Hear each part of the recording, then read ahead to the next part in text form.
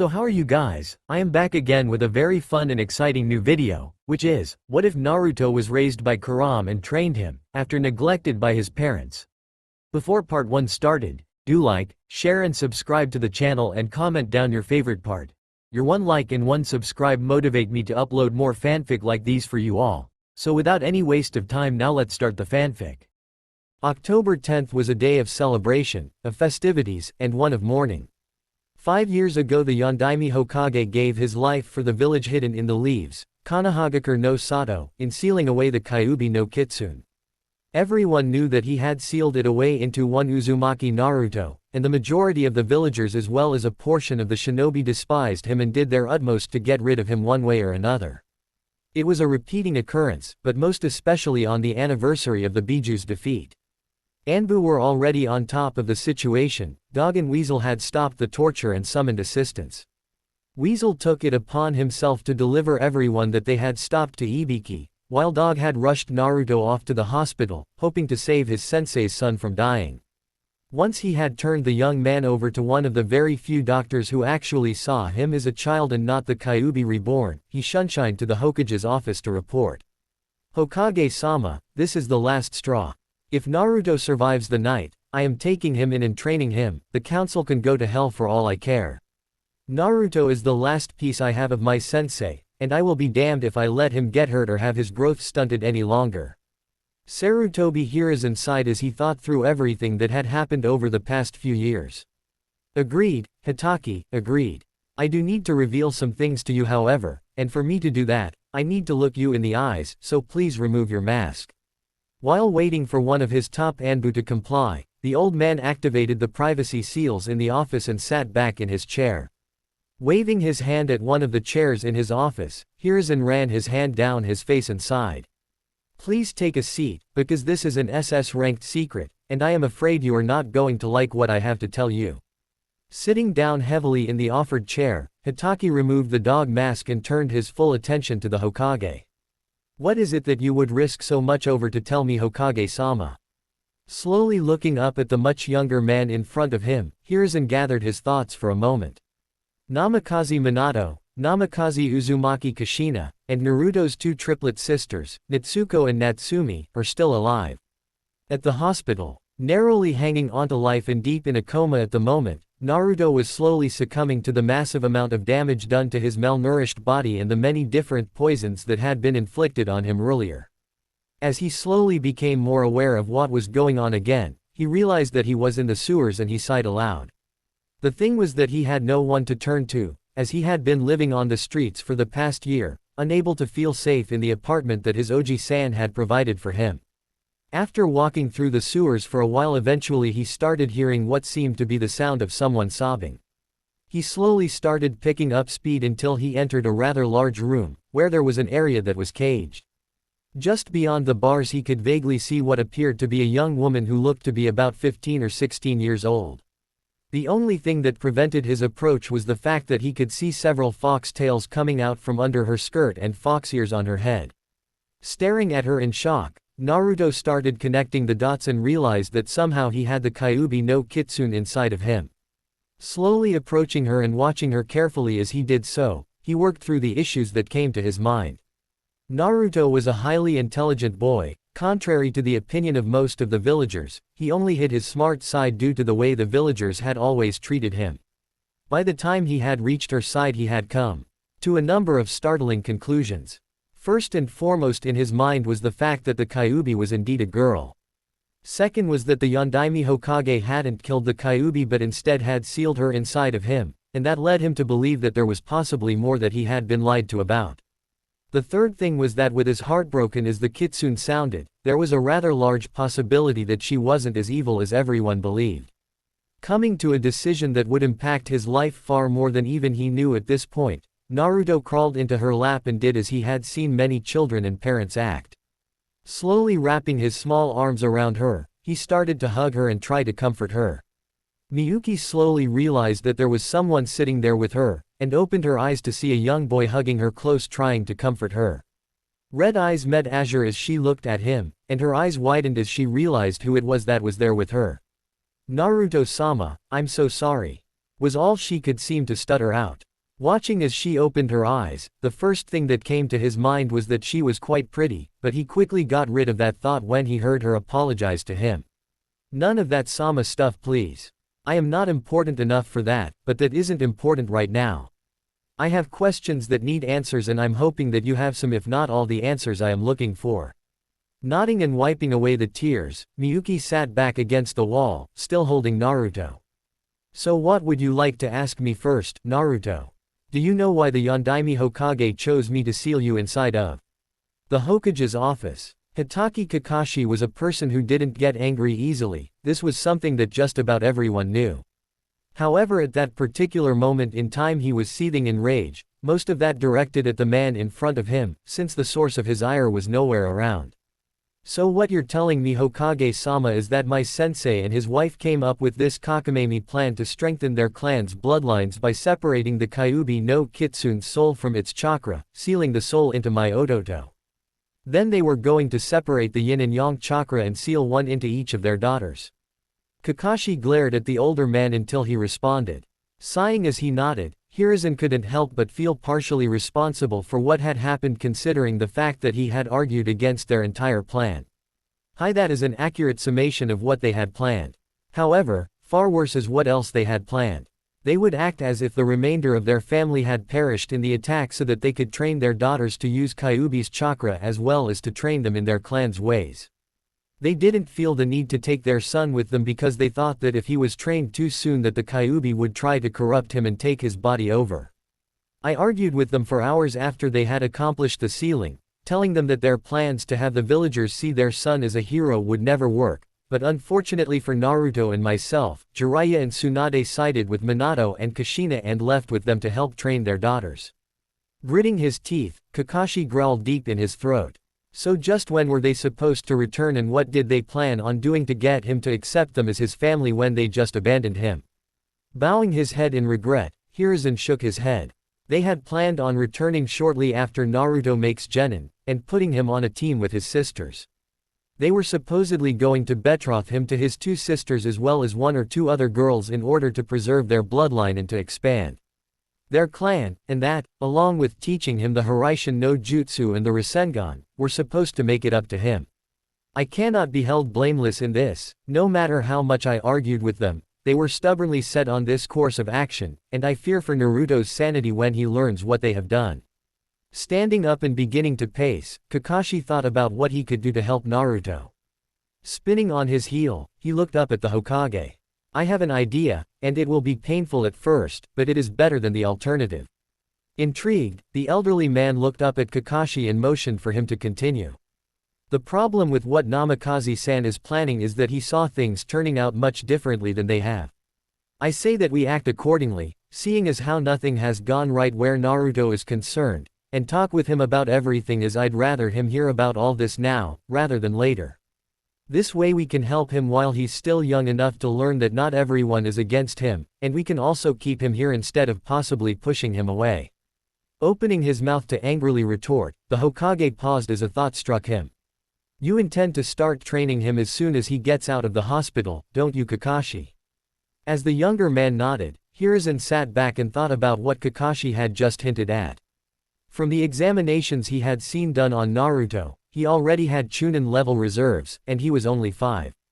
Looking back up at the younger shinobi, he opened his mouth, paused, cleared his throat and crossed his arms over his chest. What is your goal in doing this, Kakashi? At the hospital. In Naruto's mindscape the positions were reversed now. He was still sitting in Miyuki's lap, but this time he was sobbing his heart out about everything that she had told him. The fact that his parents were still alive and had practically abandoned him tore him up inside. Then there was the fact that his parents had come up with a stupid plan to train his sisters for almost 10 years and then show up like nothing was wrong. To top it all off, they just wanted to use him to improve their bloodline, like he wasn't even a person to them, just something that they could use. As Naruto was emotionally venting, his mind was speeding through possibilities when his brain stopped as he remembered something that Miyuki had mentioned in passing. Wiping his eyes as he slowly put himself back together, he looked up into her eyes. Nay, Miyuki-chan, didn't you mention earlier that because you are a tailed demon that you regain your chakra over time, and that the Biju were the source of all bloodlines? Watching as she tried to figure out where he was going with this, he waited for her to respond. Hi, because there were faults in the sealing array that your parents used as they were trying to avoid having to summon the Shinigami, there was an error made that allowed me to gain my chakra back. The reason for this and another very important error is because they were rushing and didn't have the time to really closely double-check everything. Here she paused and squeezed Naruto close to her. The other thing that you wanted to know is yes, I and my brothers and sisters are the origin of most if not all the bloodlines in existence. Why? Closing his eyes and laying his head on her chest, Naruto sighed as he thought about what he wanted to say. Miyuki-chan, is there any way that you could not only give me a bloodline or two, but also change my body or my blood so that I am not in any way, shape or form related to them? Rocking him gently as she thought about it, she racked her brain thinking about the possibilities and the risks. Finally looking down at him and smiling, she brushed her hand against his cheek. Hi, there is a way, but just to let you know, there are risks associated with this procedure. The other thing you need to know is that we will need to do this soon, as this last attack is more than the healing ability I give you by being inside of you can handle. Taking a moment to think about what she had just said, his eyes widened as he realized that he was slowly dying. I think I want to get Oji-san's opinion on this. Is there any way that we can bring him in here to meet you and talk to him about this? Nodding her head, she winced as she thought about what he was going to need to do to make this happen. Okay, first you are going to need to be awakened, so that you can let the Hokage know what he needs to do. It is going to hurt a lot, and you will need to focus on telling him that he will need to channel a little bit of chakra and put his fingertips on your forehead. I will do the rest from there, okay? Quickly agreeing with her, he braced himself for the pain as she forced him awake. Hokage's office. While they were discussing some of the things that they would need to accomplish, an urgent knocking sounded at his office door. Motioning to Kakashi to open the door, the Hokage quickly released the privacy seals which allowed them to open the doors. An Anbu with a cat mask was standing at the door, anxiously waiting for them to open it, and once it was opened she immediately bowed. Hokage-sama, Naruto has awakened and even though he is in agony, begged us to come and get you. He said it's to do with his tenant. She hurried out of the way as the two occupants rushed out of the room for the hospital, both so stunned that they forgot about anything but moving as quickly as they could. At the hospital, moments later, the two men were standing in Naruto's room, eyes wide in shock at the amount of pain the young man was in. Kakashi walked closer and took the boy's hand in his own and squeezed it. Turning his head to see who was there, and seeing Kakashi and the Hokage, Naruto tried to grin and failed miserably. Looking from one to the other, he licked his lips as he struggled to talk. Closer please, I'm dying, is still a chance, need to channel your chakra, touch my forehead, lot to discuss, please hurry. Quickly moving closer, they started to channel a tiny bit of chakra and touched their fingers to his head while they watched him bite back a scream of agony. As soon as they made contact with his skin, everything went black momentarily. Naruto's mindscape. They appeared in front of a cage in his mind and they gazed about momentarily in awe, before they focused on the voices they heard in front of them. Please Yuki-chan, please make the pain go away. It's going to hurt worse before it gets better Naruto-kun, first we need to talk to the Hokage and Hitaki-san. The voice they heard this time was feminine, low and melodic, which drew their attention. Walking forward towards the cage, the scene in front of them stunned them. As soon as they could see beyond the bars, they saw a young woman with stunning red hair cradling Naruto to her. He was lying there in her lap, his little body shaking from the pain, when they noticed her ears and tails. That was when their minds had to stop and reboot. Of the two of them, Kakashi was the first to recover. Kyuubi is a girl. Naruto groaned and glared at him for a moment. Her name is Miyuki, not Kyuubi. Kyuubi is a title. Nodding at the young man, they both sat down right next to the cage. The Hokage gently placed his hand on Naruto's head, and smoothed down his hair trying to give him some comfort. Naruto-kun, why did you need to talk to us?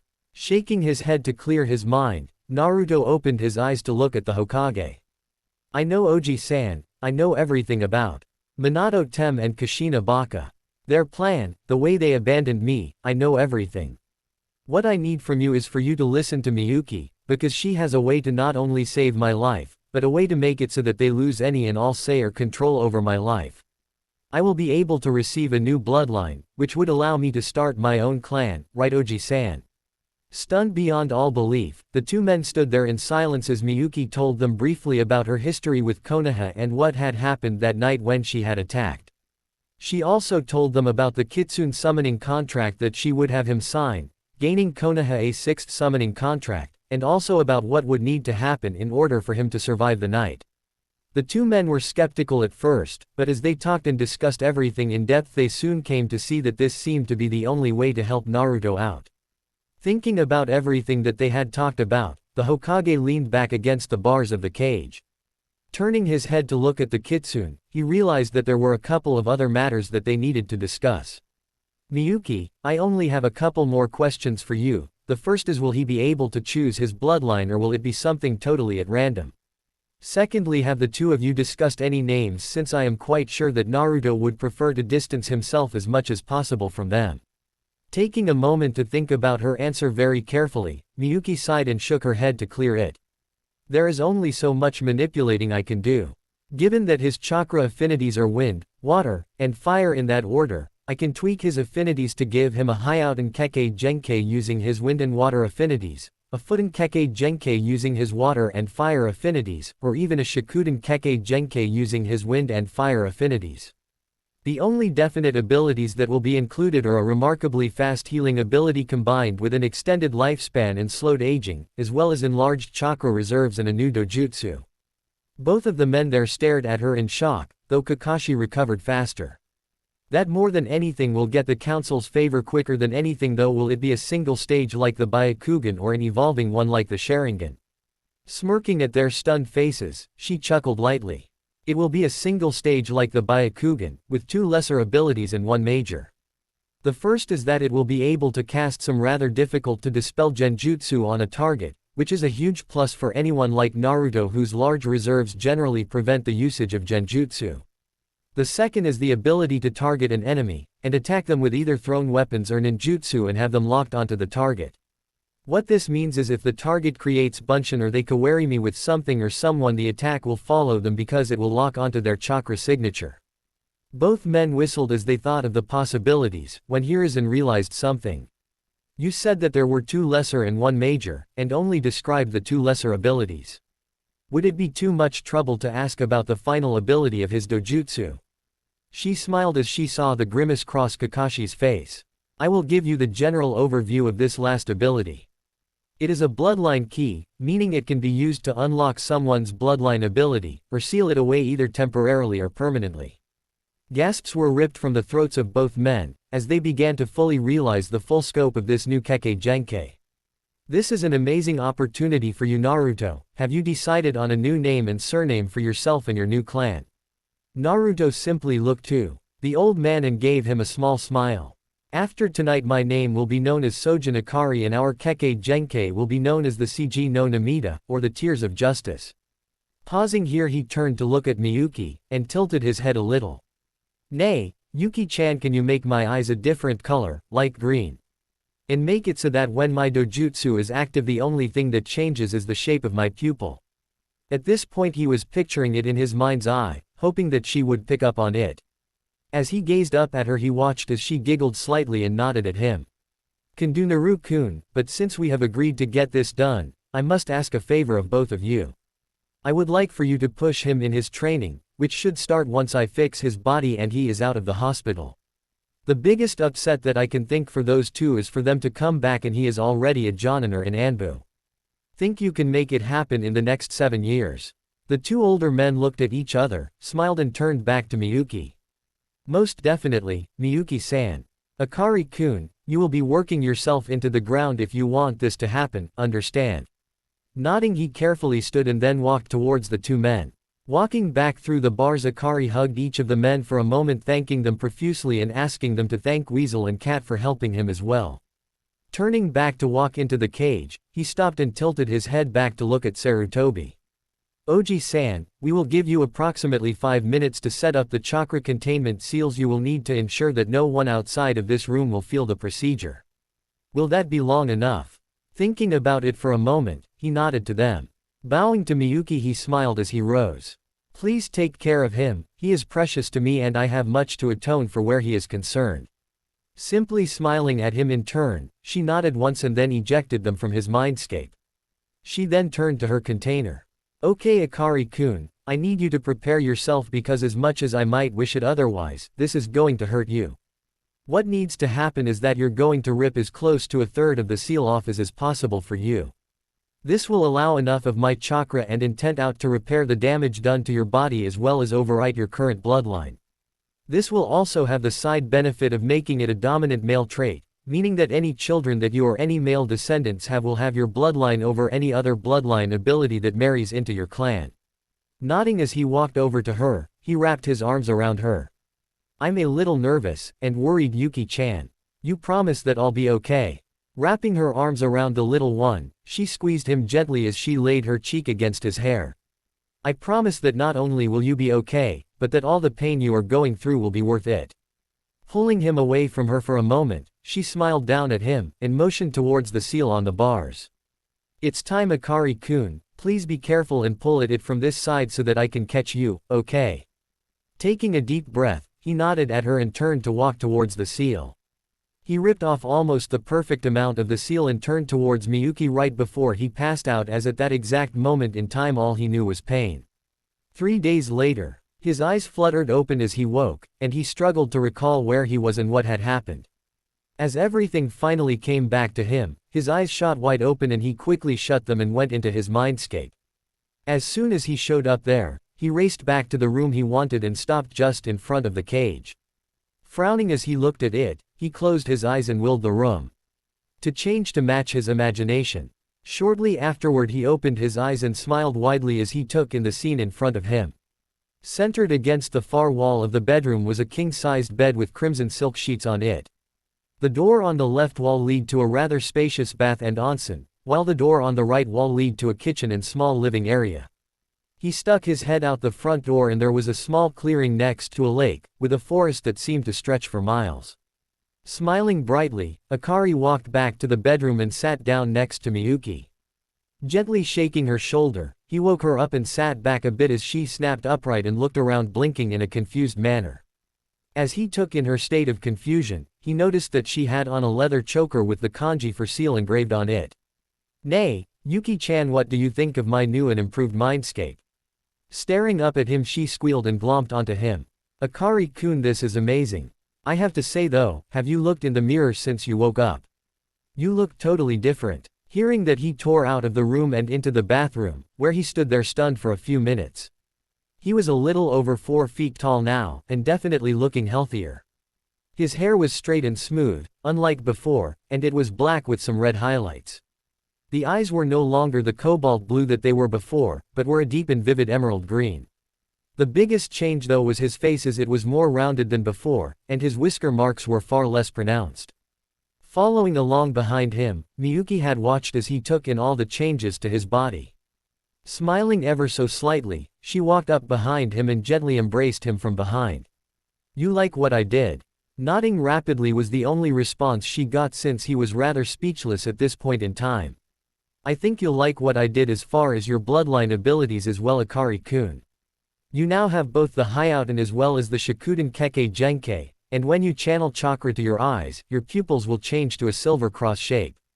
In the next instant she was nearly bowled over by the young boy as he had whirled around and thrown his arms around her.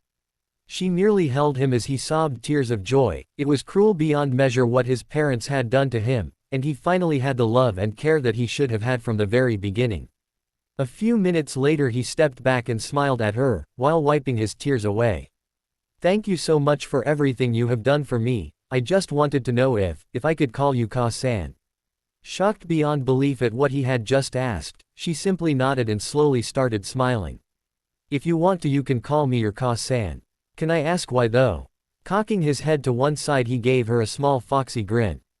Because of you I have been reborn. I have been given opportunities that I never would have otherwise. Then there's the fact that you have always been there for me, healing me and taking care of me like a mother would.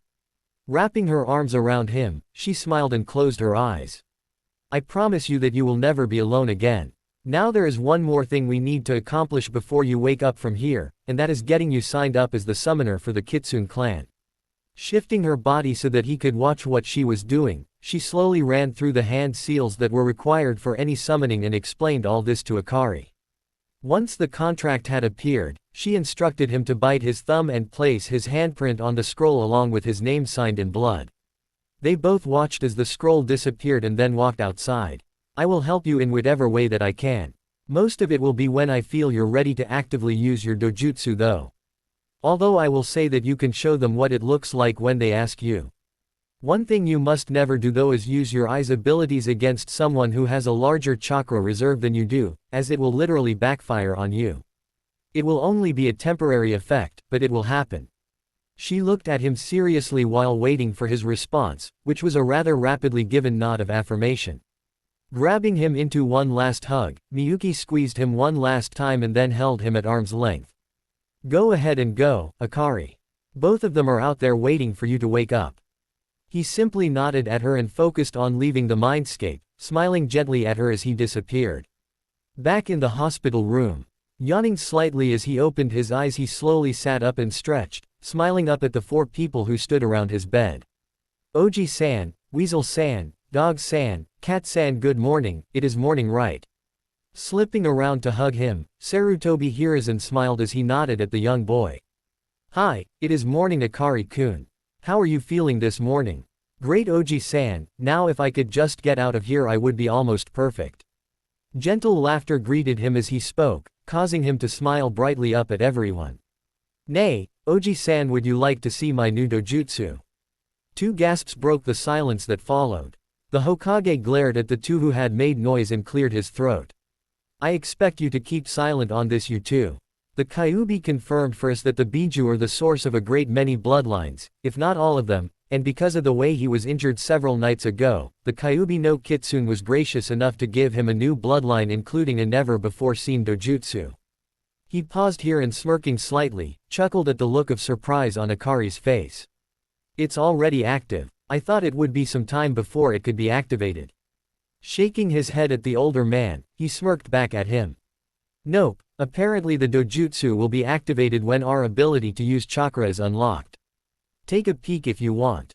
Here he closed his eyes for a moment to focus a bit of his chakra to his eyes, and as he opened them back up he looked at each of them in the room and chuckled mentally at the looks in their eyes. All 4 of the others in the room were shocked beyond belief at the sight in front of them. His once blue eyes were a brilliant and piercing green, and with his dojutsu active, his once round black pupil changed into a brilliant silver Maltese-style cross. Glaring with it active, he sat up straight in the bed. From this day forward, Namikaze Uzumaki Naruto is dead. I have been reborn as Sojin Akari, and my clan's abilities and Kekkei Genkei are to be held a secret until the Hokage, and I deem it time to reveal some but not all of the abilities. Hiruzen chuckled softly as he nodded in agreement. Well said Akari-kun, very well said. I can foresee you becoming a very capable clan head and leader in the future. Gather around and I will explain what I'm allowed to about what could become one of the most powerful clans and bloodlines here in Konoha. 3 years later, Training Field 7. He was exhausted. All of his teachers were there along with the members of the Shinobi Council, as well as the current Anbu commander, and they were currently judging his abilities and whether he was worthy of the leaf hit I ate. Thinking back over the last 3 years made him smile, as he recalled all the good times that they had shared and all that they had taught him as well as everything he had learned on his own. The first year had been brutal, as they had pushed him to the extreme, just in getting his body conditioned as well as getting his chakra control to where it needed to be. Flashback begins. Gai-sensei was in a league of his own when it came to conditioning his body, especially when it came to learning taijutsu. He had spent most of that first year constantly adjusting his chakra weights, since having Miyuki sealed inside of him, as well as having a nearly inhuman healing rate to boot, meant that his muscles and bones were healing up overnight. Once the green-clad man had learned this, he was ecstatic and gave him full-body workouts every other day. On the days they weren't working out, Akari was learning the stances and moves of the Goken, or strong fist taijutsu style. The biggest reason behind him learning this was because Miyuki had insisted that the moves were quite similar to the Genso no Ken, or Fist of the Elements style. His second year with Gai-sensei was quite similar to the first with two major differences. The first was that his chakra weights had the limiters reduced, meaning he was working out with far more weight added than before. The other was that he was beginning to learn the differences between the two stances, and training in the Genso no Ken. He wasn't allowed to add in any of his elemental natures, as both his sensei had wanted him to get the moves of his chosen style nearly flawless before adding anything to it. By the time he was finished with this year of training in taijutsu, he was wearing 500 pounds of weights, which was absolutely stellar for a boy of his age. By the time his third year began, Gai-sensei and Miyuki had determined that he was ready for the next step and had begun an extreme regimen as far as his taijutsu style was concerned. The first 4 months had been learning to add his water nature chakra to his body while sparring. They quickly learned that his natural grace and agility while fighting increased exponentially when utilizing this type of chakra. The other thing that they noticed is that his hits were as hard and unforgiving as a tsunami when he was attacking, or as gentle and deceptive as a stream when he was dodging or redirecting his opponent's strikes. The next 4 months were devoted to learning how to channel the fire nature chakra, and they quickly realized that his form while using this part of his chakra that his moves were an all-out offense. Also was that his aggressive side became more focused and intense, just like a fire. In fact, Gai-sensei mentioned in passing that this part of the style reflected the fires of his soul. The last 4 months were spent in learning the most difficult part of his style, learning how to harness the power of his wind nature chakra. They spent almost the entire first 2 months figuring out how to channel it, and once they did they rapidly figured out that he was going to be absolutely lethal once he had managed to mix his chakra natures in this taijutsu style. When he was channeling wind chakra through his body, his speed increased quite a bit, and depending on how he held his hands he could hit with the blunt force of a hurricane, or the gentle yet sharp force of a scalpel. Then there was Yugo-sensei who trained him in kenjutsu. They spent the first day alone trying to find him the right weapon or weapons, and finally decided on a pair of chakra-conducting kodachi. The first year was spent entirely on learning how to go through the katas of his stance, Kitsuneteru no Odori or the dance of the fox tails. Fortunately for Akari, the purple-haired kunoichi had a photographic memory, which was quite useful in learning the katas, stances and attacks of this sword style, seeing as how she had to enter his mindscape to learn it directly from Miyuki. They then spent that first year learning the basics of his style, going over them over and over again, to ensure that he had them committed to his muscle memory. From there they moved on to sparring with weighted wooden rods, which was quite enjoyable for the both of them. By the time the first year had passed, she had judged him ready to move on to the next step. The second year was all about ensuring that he was ready to start wielding his blades, and thus they moved on to weighted metal rods that were twice the weight of the wooden ones. After 6 months of this they had started teaching him the proper way to care for his blades as they started to incorporate them more and more into his training and even into sparring. The third year was spent exclusively in training him how to channel his chakra into the blades. They followed a similar training schedule as Gai-sensei did, starting with water, then moving on to fire and ending with wind. By the time they were done with this third year of training, Yugo-sensei had taught him everything she knew, and told him that he needed to continue to train and get experience, and to keep expanding on the training that he was already doing. His Oji-san got in on the training as well. In that first year was teaching him manners, the clan laws of Konoha, as well as teaching him how to write more neatly as a precursor to teaching him the art of fuinjutsu. The old man was quite apt in his manner of teaching, and by the time he was finished with the first year of training with the Hokage, he was well on his way to becoming a fuinjutsu adept. The second year continued on much like the first, only they added the other laws of Konoha, as well as getting into politics and diplomacy. It was at this point in time that they brought Hyuga Hiyashi and Nara Shikaku in on the secret and they began to share their experience with the young boy as well. It was at the end of this second year of training that Akari was attested in his fuinjutsu skills, and was rated somewhere above the level of an adept in his ability to understand, create and even modify seals. The third year was much tougher as they only added more material on top of what he was already being trained in. Against his better judgment, the Hokage had him involved in the Uchiha incident. The way he had thought of to resolve it was nothing short of remarkable, as he had managed to get rid of the problem and was able to keep one of his sensei from having to become a nuke nin. The way he had come up with was that since one of the clans was about rise up in an attempt to overthrow the Hokage, that they apply one of the older laws that was still applicable in this situation. Since they had an inside person to give them the details, they had the Anbu go in and crash one of the clan meetings. Once inside they were able to incapacitate all those who were guilty, and brought them to Moreno Ibiki and Yamanaka Inoichi to interrogate and prove their guilt without a shadow of a doubt. Once they had separated the innocent from the truly guilty, they then held their trials and executions in public. Other than that whole mess, the third year moved along much like the previous two, with him becoming more like the clan head he would need to be. This was the year where they added the history of the clans as well as the history of Konoha on top of refining his abilities in Fuinjutsu. When they tested him at the end of the year, they were amazed to see his abilities were somewhere around the level of a master. The seals and the way they just seemed to flow from his brush were almost on par with his abilities in Genjutsu, just simply beyond belief. What they didn't know however, was that the reason why his abilities in Fuinjutsu were growing so remarkably was due to his use of the Kage Bunshin no Jutsu, or the shadow clone technique. Every night before he went to sleep he created as many clones as possible just to work on his chakra control and Fuinjutsu abilities.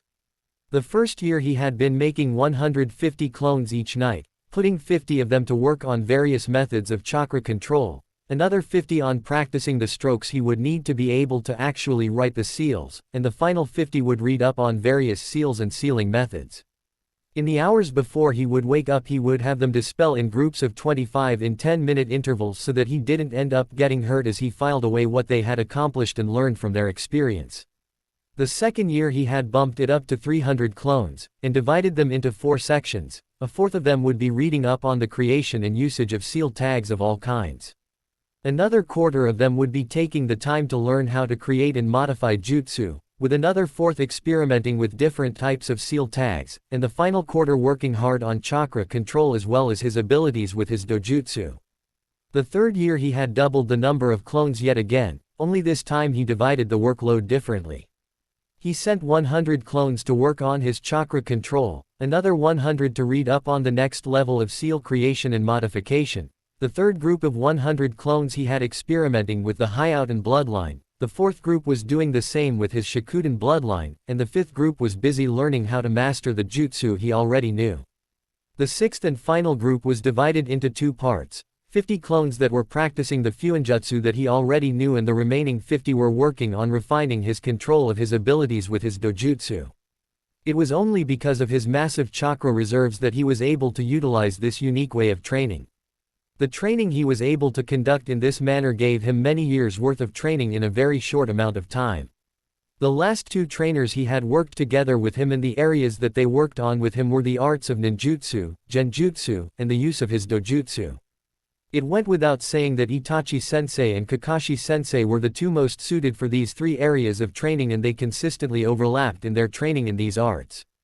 The first year they mostly worked on the basics, with Itachi helping him to train his dojutsu so that he wasn't using so much chakra in activating it.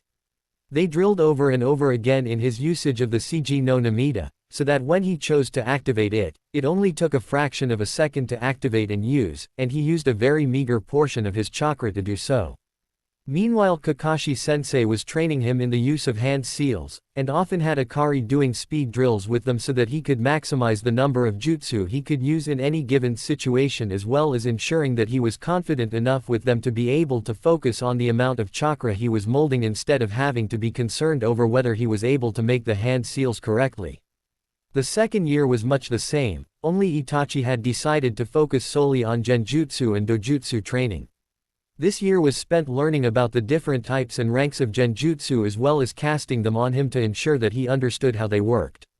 The only downside to this method of teaching was the fact that there was apparently a defense mechanism built into his dojutsu that detected when a genjutsu had been cast on him and automatically allowed him to either spike or cycle his chakra to dispel it. They ended up having to have Akari form the genjutsu over Itachi instead, and once it had been dispelled he was graded on how well he had done. On the other hand, Kakashi had been having a much easier time of training the boy in ninjutsu as he was a very quick learner when it came to hands-on training. The academy's 3 jutsu were learned in a day, and he quickly set out to learn as much as he could in making the greatest use of the ninjutsu he learned. The first 3 elemental jutsu that he learned were all D rank, and they were Suiden, Mizu-dan, Kaden, Hinotama, and Fuden, K's Dongan. By the time the year was done, he could honestly say that he had learned a lot from Kakashi-sensei, as he had learned how to moderate the amount of chakra he poured through the seals and could charge the first 3 jutsu that he had learned with enough chakra to take them from D rank to high C rank in both range and damage. Year 3 was by far the most interesting training for the boy, as he truly exploded in his capabilities with his dojutsu and genjutsu. Itachi was extremely grateful for what he had done for his clan as well as for the village, so grateful in fact, that he had spoken with the Hokage about arranging a betrothal between Akari and one of the young girls in his clan. They debated it fiercely for a few months before deciding that they would allow the young clan head a choice in whether it went through or not. By the end of the year, Akari knew at least 2 genjutsu each of D rank, C rank, B rank and A rank. He could cast them quickly and was able to layer 4 genjutsu on a target as soon as he made eye contact. The best thing is that it always took 2 separate methods to break out of his genjutsu as long as they were cast with his dojutsu. The time that he had spent with Kakashi-sensei had paid off dividends in his abilities in combat. The 3rd year had been when he had learned about collaboration jutsu, like water and lightning or wind and fire. The fact that he was able to create a few B and C rank jutsu for his affinities as well as his 2 bloodline abilities was nothing short of spectacular. Flashback ends. Wincing as he stretched out his sore and aching muscles, the 8-year-old boy took a few more minutes to stretch his body out, as it had been quite the rigorous workout. He had started at 8 this morning with the spar from hell with Guy-sensei, then after a 20-minute break, he had matched swords with Yugo-sensei. By that time it had already gotten close to lunchtime, and so they had stopped there and eaten before continuing on. Immediately following lunch had been Itachi, who had had to make a couple of clones for him to test his dojutsu and genjutsu on. The one who had really put him through the ringer though had been his Aniki, Kakashi-sensei. That had been an hour-long spar from the very lowest depths of hell, and the only reason he hadn't won had been because of his lack of experience. Finally he shook his head and stood tall, as he had nothing to be ashamed of and everything to be proud of at this point in time. Walking forward to where everyone was gathered around the Hokage, where he waited until they were done talking and he had their attention. Bowing low to the Hokage, he held it for a moment and then stood slowly. "I trust that my abilities are sufficient for me to wear the Hitai 8 of the leaf and bear it with pride, Hokage-sama." With a twinkle in his eye, he nodded and motioned for everyone there to take a seat. Smiling in gratitude to the old man, Akari carefully sat Nciza across from the shinobi council. Directing his gaze to the Hokage, he waited patiently for the eldest ninja of the village to speak. "Akari-kun, it is indeed a pleasure to see how far you have come, and to get an idea for just how far you will go. I would like to take this time to get a feel for what your full capabilities are, and thus will turn the floor over for any questions from the council to either you or your teachers." Hiruzen then turned and looked to his left and then to his right and nodded. The first person to speak was Hyuga Hiyashi. "Sojin-san, the dojutsu that you have, what exactly are its capabilities?" Taking a moment to gather his thoughts, he quietly responded. "Hyuga-sama, the CG no Namida enables me to layer multiple genjutsu on any target with just a glance, and they require 2 or more different methods or attempts to dispel dependent on the strength of the person they were cast on. Once activated, they allow me to know almost instantly whether I have been subjected to genjutsu or if someone is currently attempting to attack me by using one against me. They also allow me to target someone by attaching an ultra-thin chakra string on mental command so that my jutsu will track them if they attempt to dodge or kawari me out of the way." Pausing for a moment, he cleared his throat and continued. "The ultimate ability of my dojutsu is the ability to sense if someone I am looking at has a Kekkei Genkei, and either unlock it, if they haven't already unlocked their ability, or to lock it away either temporarily or permanently. There is a weakness or 2, but those shall remain as they are, known only to me." "No disrespect intended, Hyuga-sama." Nodding at his answer, Hiyashi sat back and pondered on what he had been told. The next person to speak was Nara Shikaku. "Hitaki-san, in your honest opinion, based on what you and your fellow nin have observed over the last 3 years, where would you rate his abilities?" Taking a step forward and placing his hands directly on Akari's shoulders, he carefully squeezed them briefly before responding. "In all honesty, Shikaku, I can only rate him on what I have seen, so there will need to be an answer on part of his training from the Hokage as well. I will give you a rundown on what we do know about his skills and abilities. Sojin Akari is a close to mid-range fighter, who excels at Kenjutsu and Genjutsu. I would rate his Taijutsu at high Chunin, his Kenjutsu at high Jonin, and his Genjutsu at high Jonin to low Anbu level. His ninjutsu I would have to say is definitely at high Jonin, especially since a number of his attacks that he used earlier today were created by him, since we have very few if any jutsu that have ever been used by either Hyouten or Shikuden bloodline bearers. Here he paused and gathered his thoughts once more before continuing. His capacity for stealth is definitely at Anbu level, his chakra control is also at Anbu level, and he currently has solid Jonin level reserves. I will defer to the Hokage's judgment in announcing the rest of his abilities. All eyes turned to the Hokage, who took a deep drag from his pipe before responding. Due to the fact that our only Fuinjutsu masters are currently away, I have been personally instructing young Akari-kun in the art. A lot of where he has learned has been in self-study from scrolls and other writings, and I would rate him somewhere above an adept in level. That is the best assessment I can offer at this time due to the fact that he has surpassed me in the creation and modification of seals a while ago. Akari remained calm on the outside, but he was bouncing around like a little kid on the inside at his Oji-san and Aniki's answers to the question. Glancing around at the gathered clan heads as well as the Anbu commander, he sighed mentally as he waited for any more questions. They all appeared to be discussing the answers for a minute or two before Yamanaka Inoichi cleared his throat. In your own words, what rank would you see him attaining today, and I would like for each of you to answer for yourselves. Gai-sensei immediately leapt forward and bowed. Honored council members, I feel that our most youthful student is most deserving of the rank of Chunin, at least until he has more experience under his belt.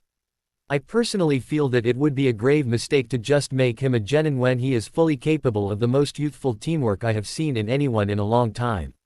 Here he bowed once more and stepped back. The next person to step forward was Yugo-sensei. I would agree with Gai-san in his assessment. Akari-kun not only has the drive to improve himself, but to help others around him to improve and grow as well.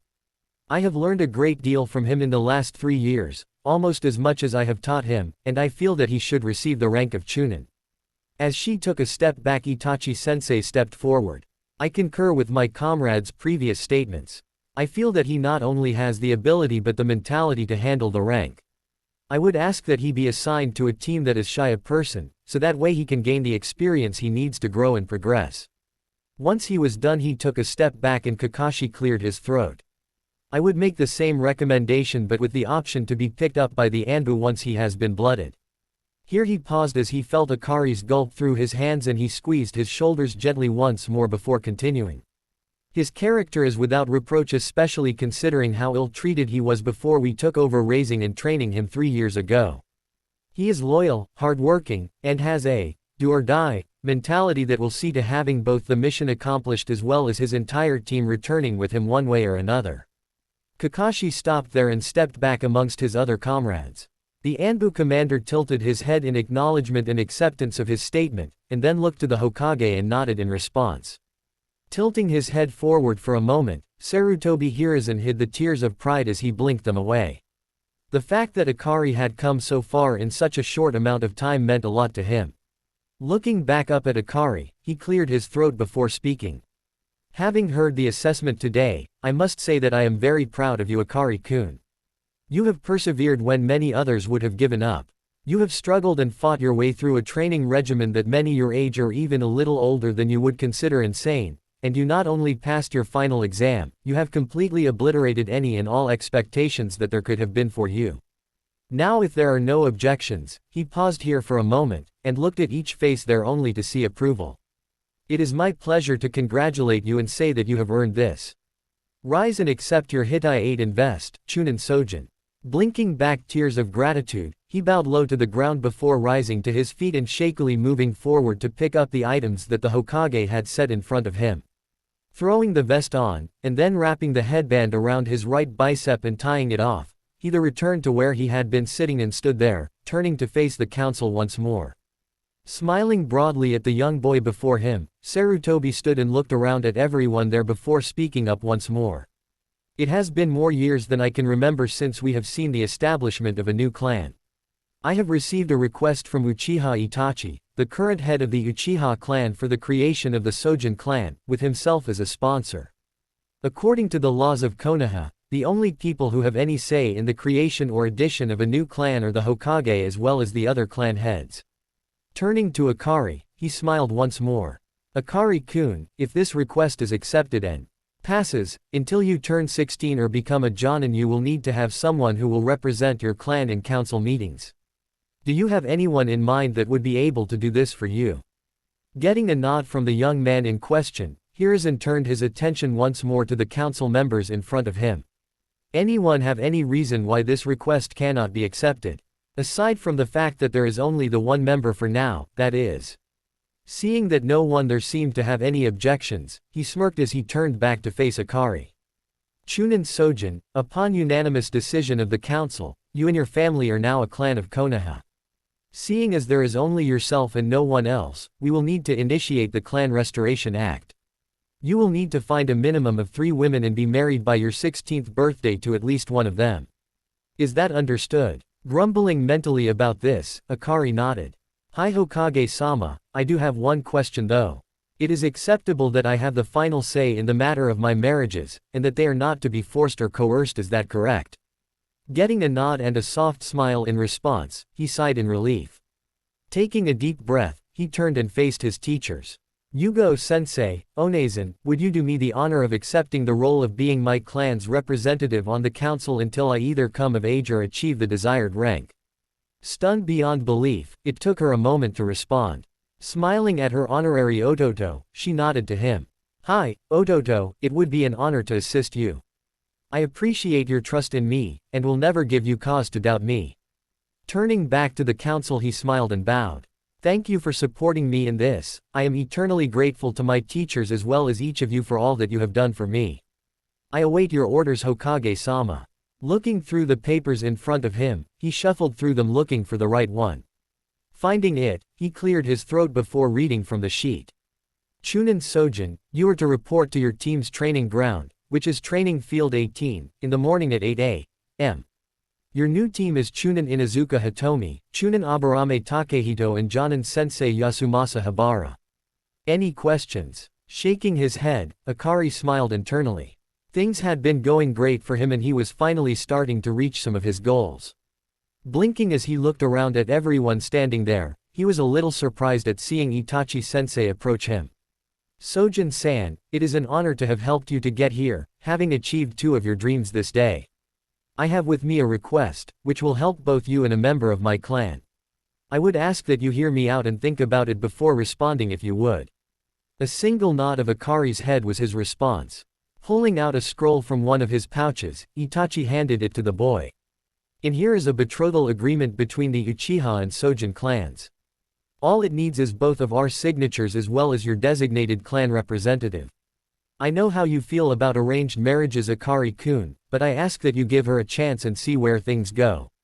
You will have until your 15th birthday to choose whether to finalize said contract once it has been signed, and the only requirement that there is that the both of you spend time together and get to know each other. Deep in thought at the moment, Akari gently weighed the scroll in his hand. Unlike his former family, Itachi was giving him a choice in the matter, which was a huge plus for him.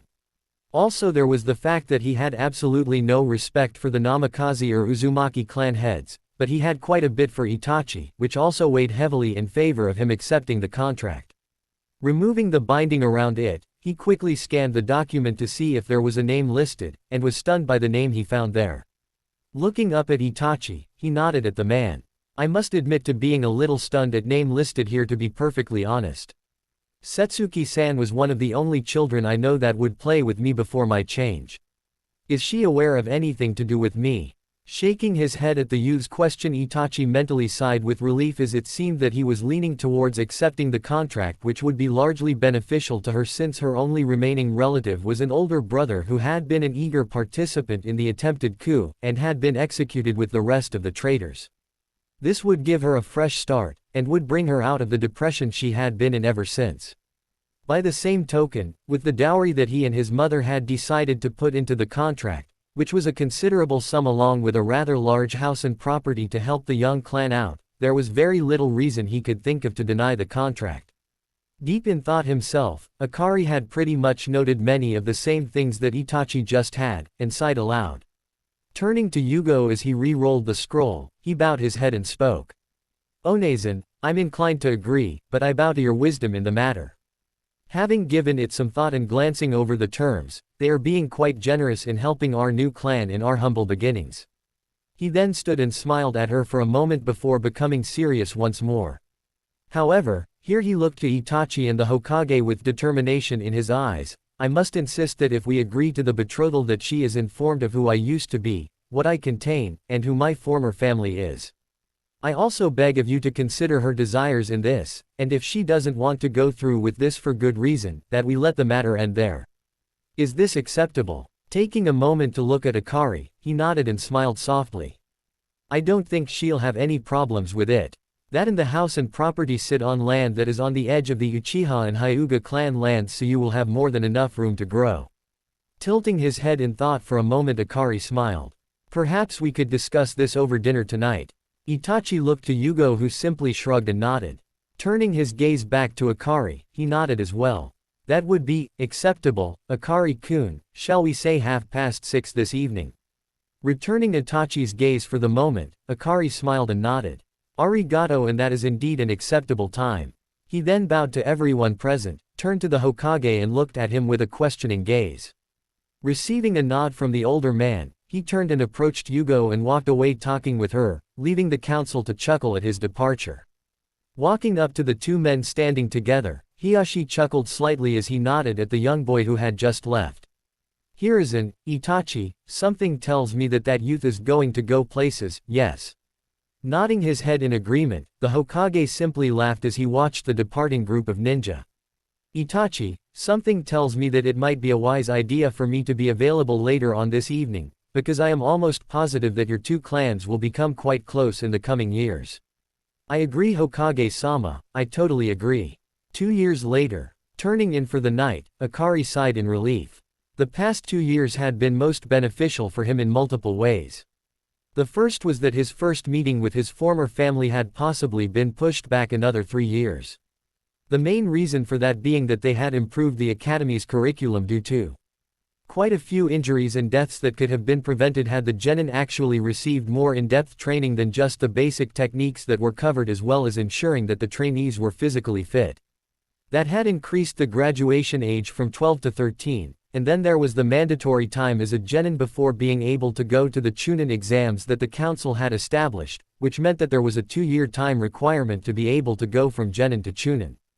Due to this delay in graduation, as well as the time requirement, there was a small possibility it had pushed the confrontation with his former relatives from when he was 12 to 15, and with the test he had undergone earlier today in trying to join the Anbu, he was certain that by the time he actually had the confrontation with his former family that he would be a Jonin and be firmly entrenched as a clan head.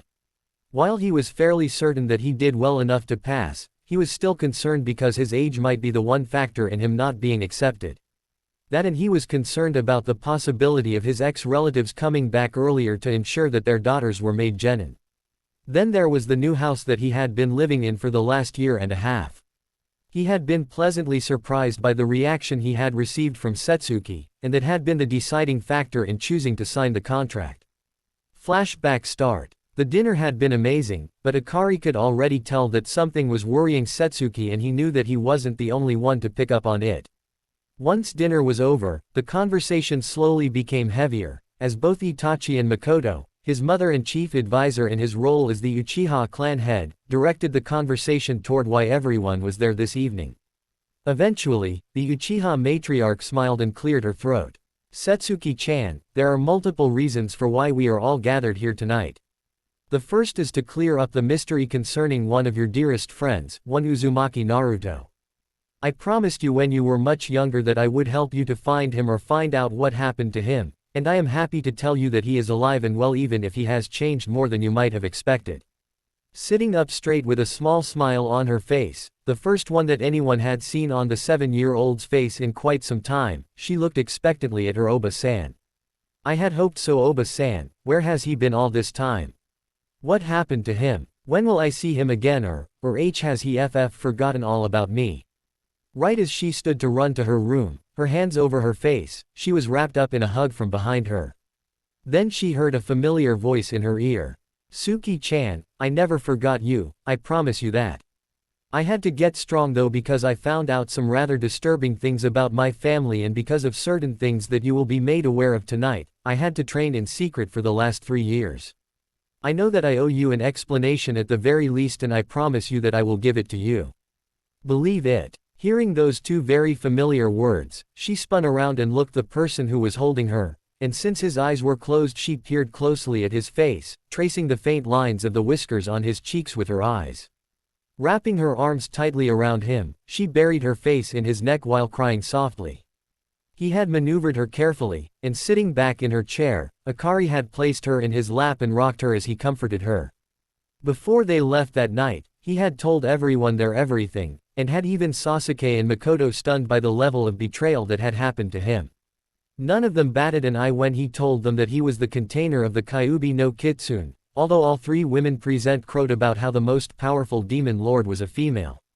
What she was stunned about though was the fact that Miyuki Ka-san had changed his body so that not only was he not related to his former family anymore, but that he had been given a new bloodline and was the beginning of a whole new clan as well. Setsuki thought about whether she would be allowed to marry him, and was a little put out about the fact that she would have to share him.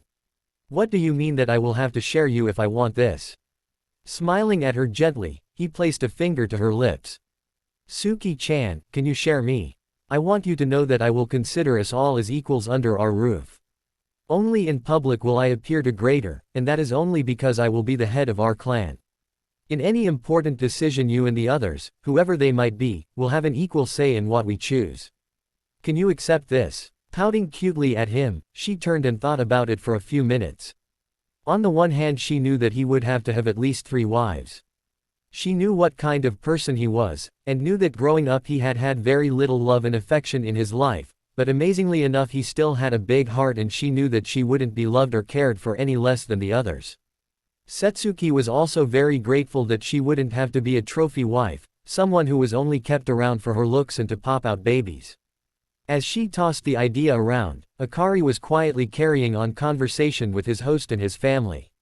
They covered just about any topic you could think of, from his training regimen, to the ideas he had for getting back at certain people for just foolishly abandoning him. After a few more minutes she squeezed him gently to let him know that she had made her decision. Gulping slightly at the attention on her, she cleared her throat afterward so that she could speak. I accept the proposal. I know Akari-kun would never treat anyone precious to him badly, and to be honest I think I'd like the opportunity to grow together with him over the next few years, so that we can get to know each other better. Flashback end. In fact, the house had needed so much work done, that it was better off being torn down and rebuilt. He and Itachi had come to an agreement that they would match every single ryo that he put into the new building, and that was mainly due to the fact that they figured that he wouldn't be bringing in all that much until he gained more rank and was able to take on harder missions. What they still didn't know is that he had his clones steadily making sealing scrolls and explosive tags on the side, and that he was making around 15,000 ryo each month above and beyond what he was making with missions. It was part of the reason why they had managed to have a new house built so quickly, and with all the extra cash he had coming in he had personally commissioned a few extras, like the mixed bathing onsen, the training dojo, and a flower garden with a pond. Laying there in bed as he prepared to go to sleep, the youth sat there and mentally estimated how much he had saved up over the last 2 years and whistled quietly as he figured he had saved up almost 500,000 ryo in the last 2 years, and that wasn't counting interest earned either. Smiling to himself as he fell asleep, he knew well that his future family wouldn't suffer the way he had growing up. The next day, Akari had awakened much refreshed this morning, showered and gotten dressed in his standard clothes. Black anbu pants with pockets running down the legs, a sleeveless mesh undershirt with a dark green long-sleeve shirt.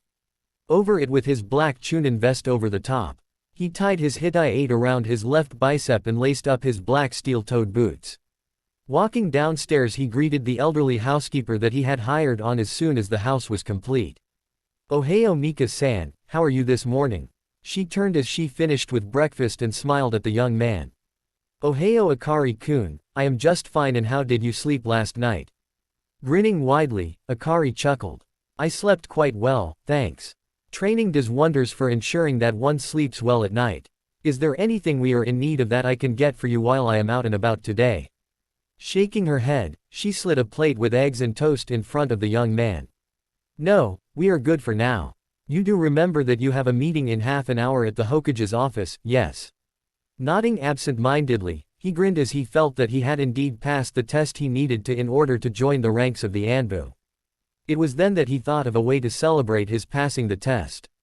Mika-san, if it's not too much of a hassle, can I ask you for a favor today? Getting a nod from her, he grinned as he finished the last of his food and swallowed. I was wondering if I could persuade you to pick up something extra special for dinner tonight, enough for 8 people. Nodding as she took the plate from his place at the head of the table, she paused for a moment. Something fancy, Akari-kun. Shaking his head for her to see, he stood and prepared to walk out the door. Nothing too fancy, I would like to sit down and have a family dinner with all those whom I consider my family who will be available tonight. And by the way, that includes you as well, Mika-san.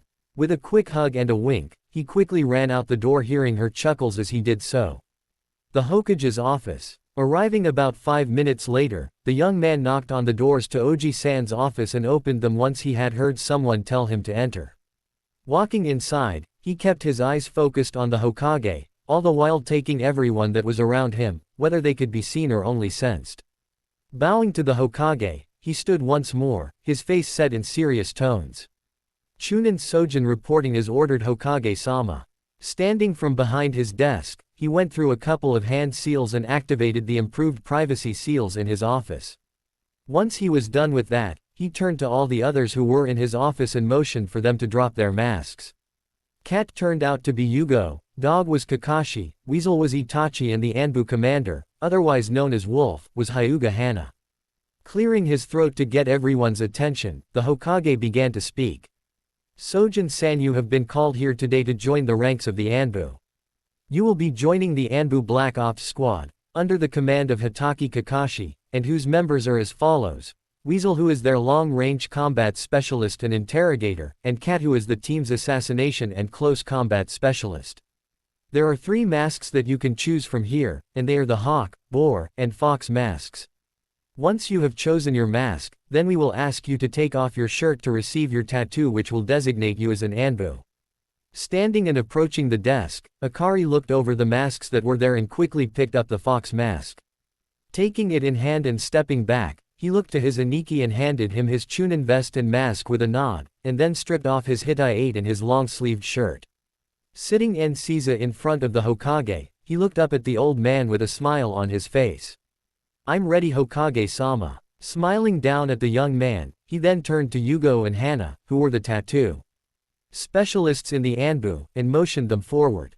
Yugo looked down at her Ototo and smiled widely. You have come a long way, Ototo.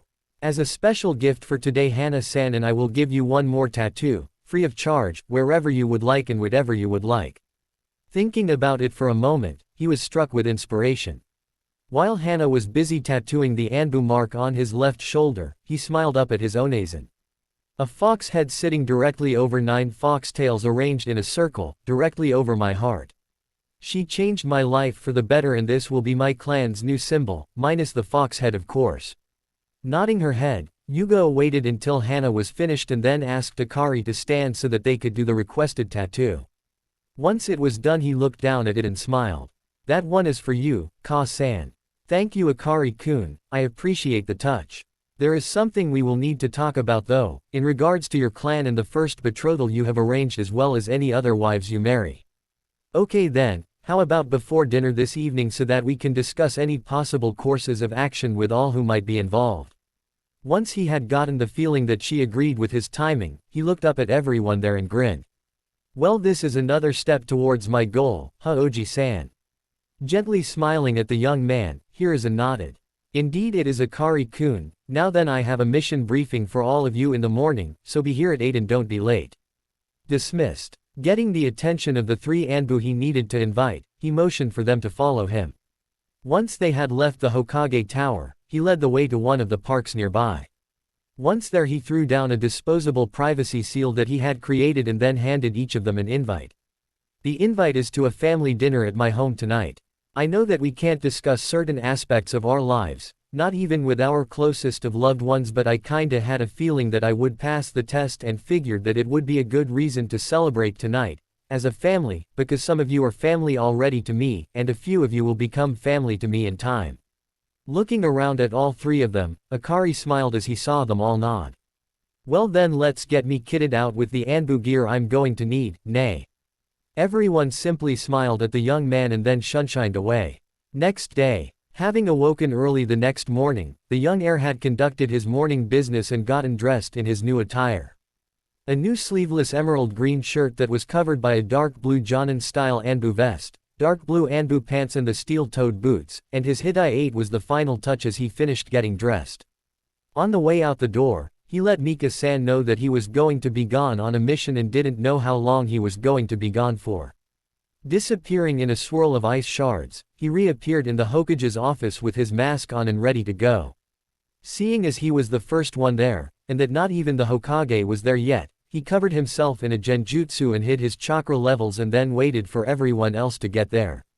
5 minutes later everyone else was there and he pulled down the genjutsu and stood next to Weasel. Glancing up to see that they were all there, the Hokage sighed mentally. I have 2 missions, so I am going to need the 4 of you to split up. The first mission is to assess the efforts and capabilities of the rebels in Mist. From there, if your assessment is favorable, the 2 that go are to remain and assist them. Do not get captured by their enemies as they are on a witch hunt against bloodline users. One of the 2 who will be going on this mission is Fox, as he will be needed if the assessment indeed turns out favorable, and the reason for that is because their Yondaime Mizukage is the Jinchuriki of the Sanbi. Stopping here for a moment, he could feel the tension and realized that there wasn't anything he could do about it now but pray that everything turned out well. The other mission is to remain off the books for now, because it involves subterfuge of the highest level due to the nature of the people you will be in contact with. I need 2 of you to deliver a scroll to the Sennin Jiraiya, and let him know that training mission or not, if he doesn't get back on the ball with his spy network, I will have him marked as a Nukenin and put a kill on sight order out for him in the bingo books. If he argues with you or tries to blow you off, let him know that twice now in the last 6 months I have had to find out about some rather important events that could have had major ramifications from his spy network, and even then it was almost too late for us to do anything about it. Not to mention that they have told me that he has not been in contact with them for over a year. Giving himself a moment or 2 to calm down, he sighed and rubbed his temples with his fingers. My apologies, I do not mean to take these things out on you, but lately I find myself wondering what the hell I was thinking allowing those idiots to carry out their foolish plan. I want you to make your plans and depart no later than noon. Looking around for a moment, he located the 2 scrolls he was searching for and tossed them to Dog. The blue-edged scroll contains your contact location and passwords to meet up with your contact in the port city of Itazu no Odori. The green-edged scroll is the one that I need delivered to Jiraiya. Once you have taken care of that, then and only then will the 2 of you link up with the others who will be in Mizu no Kuni. Understood. 4 replies of, "Hi, Hokage-sama," were his answer and he nodded. Good, then all I have to say is good luck and return safely. His only response was 4 nods and then they vanished in various methods of shunshin.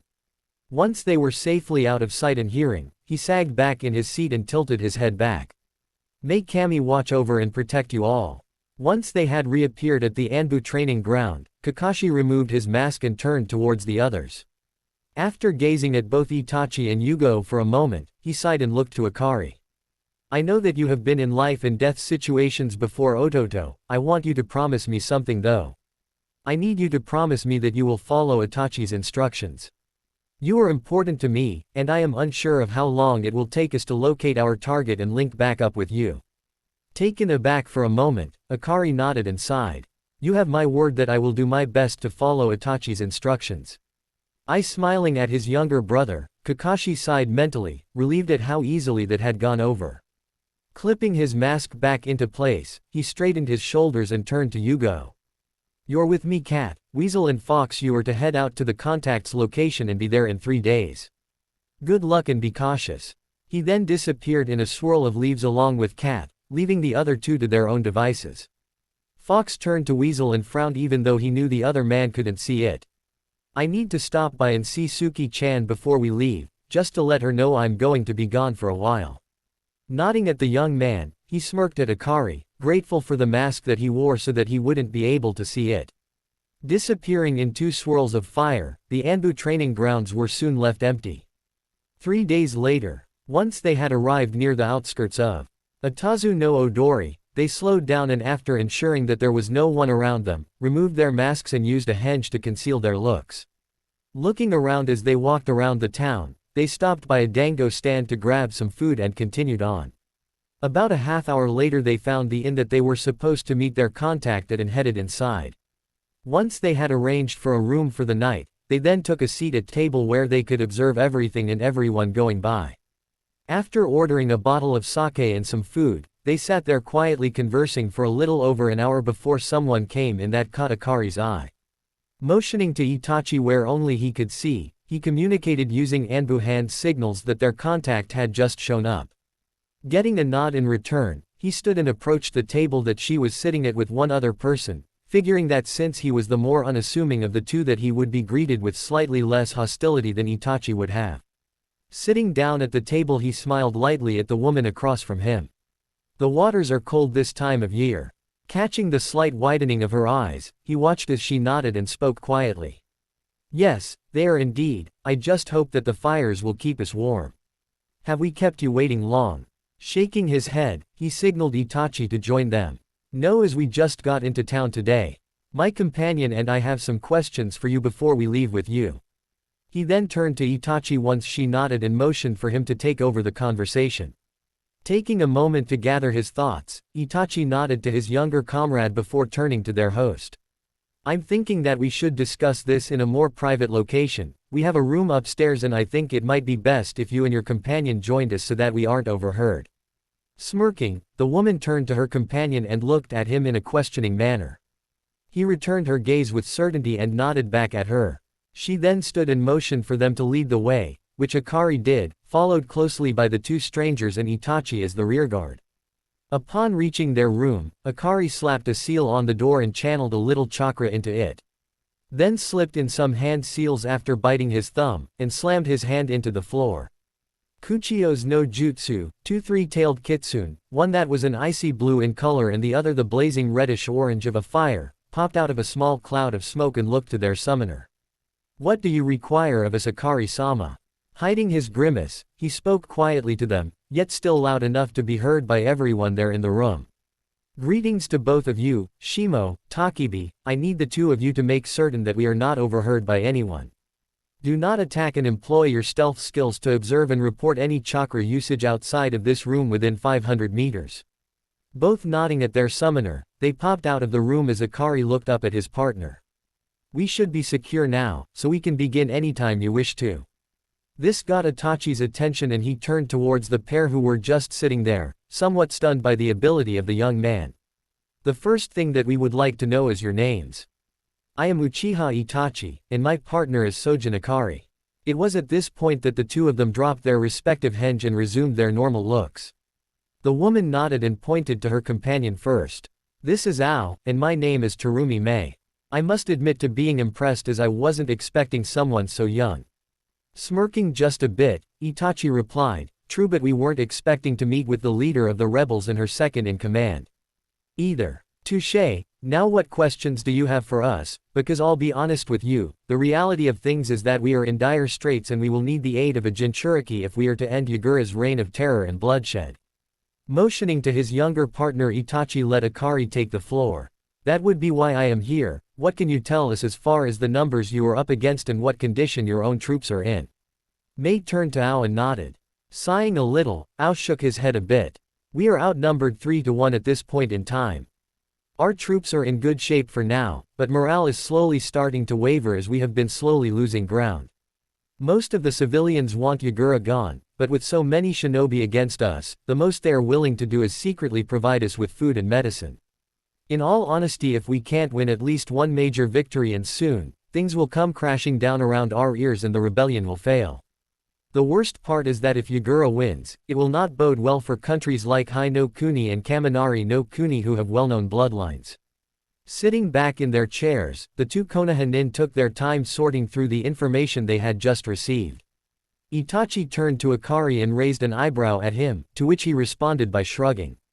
Turning back to the Kiri nin, he slowly nodded his head. If we assist you and you win, have you given any thought to who will become the new Mizukage? Also, what are you offering for our services, as we are here in an off-the-books mission because of the chance of capture? The two mist ninja looked at each other and nodded, and then Mei looked at both of them.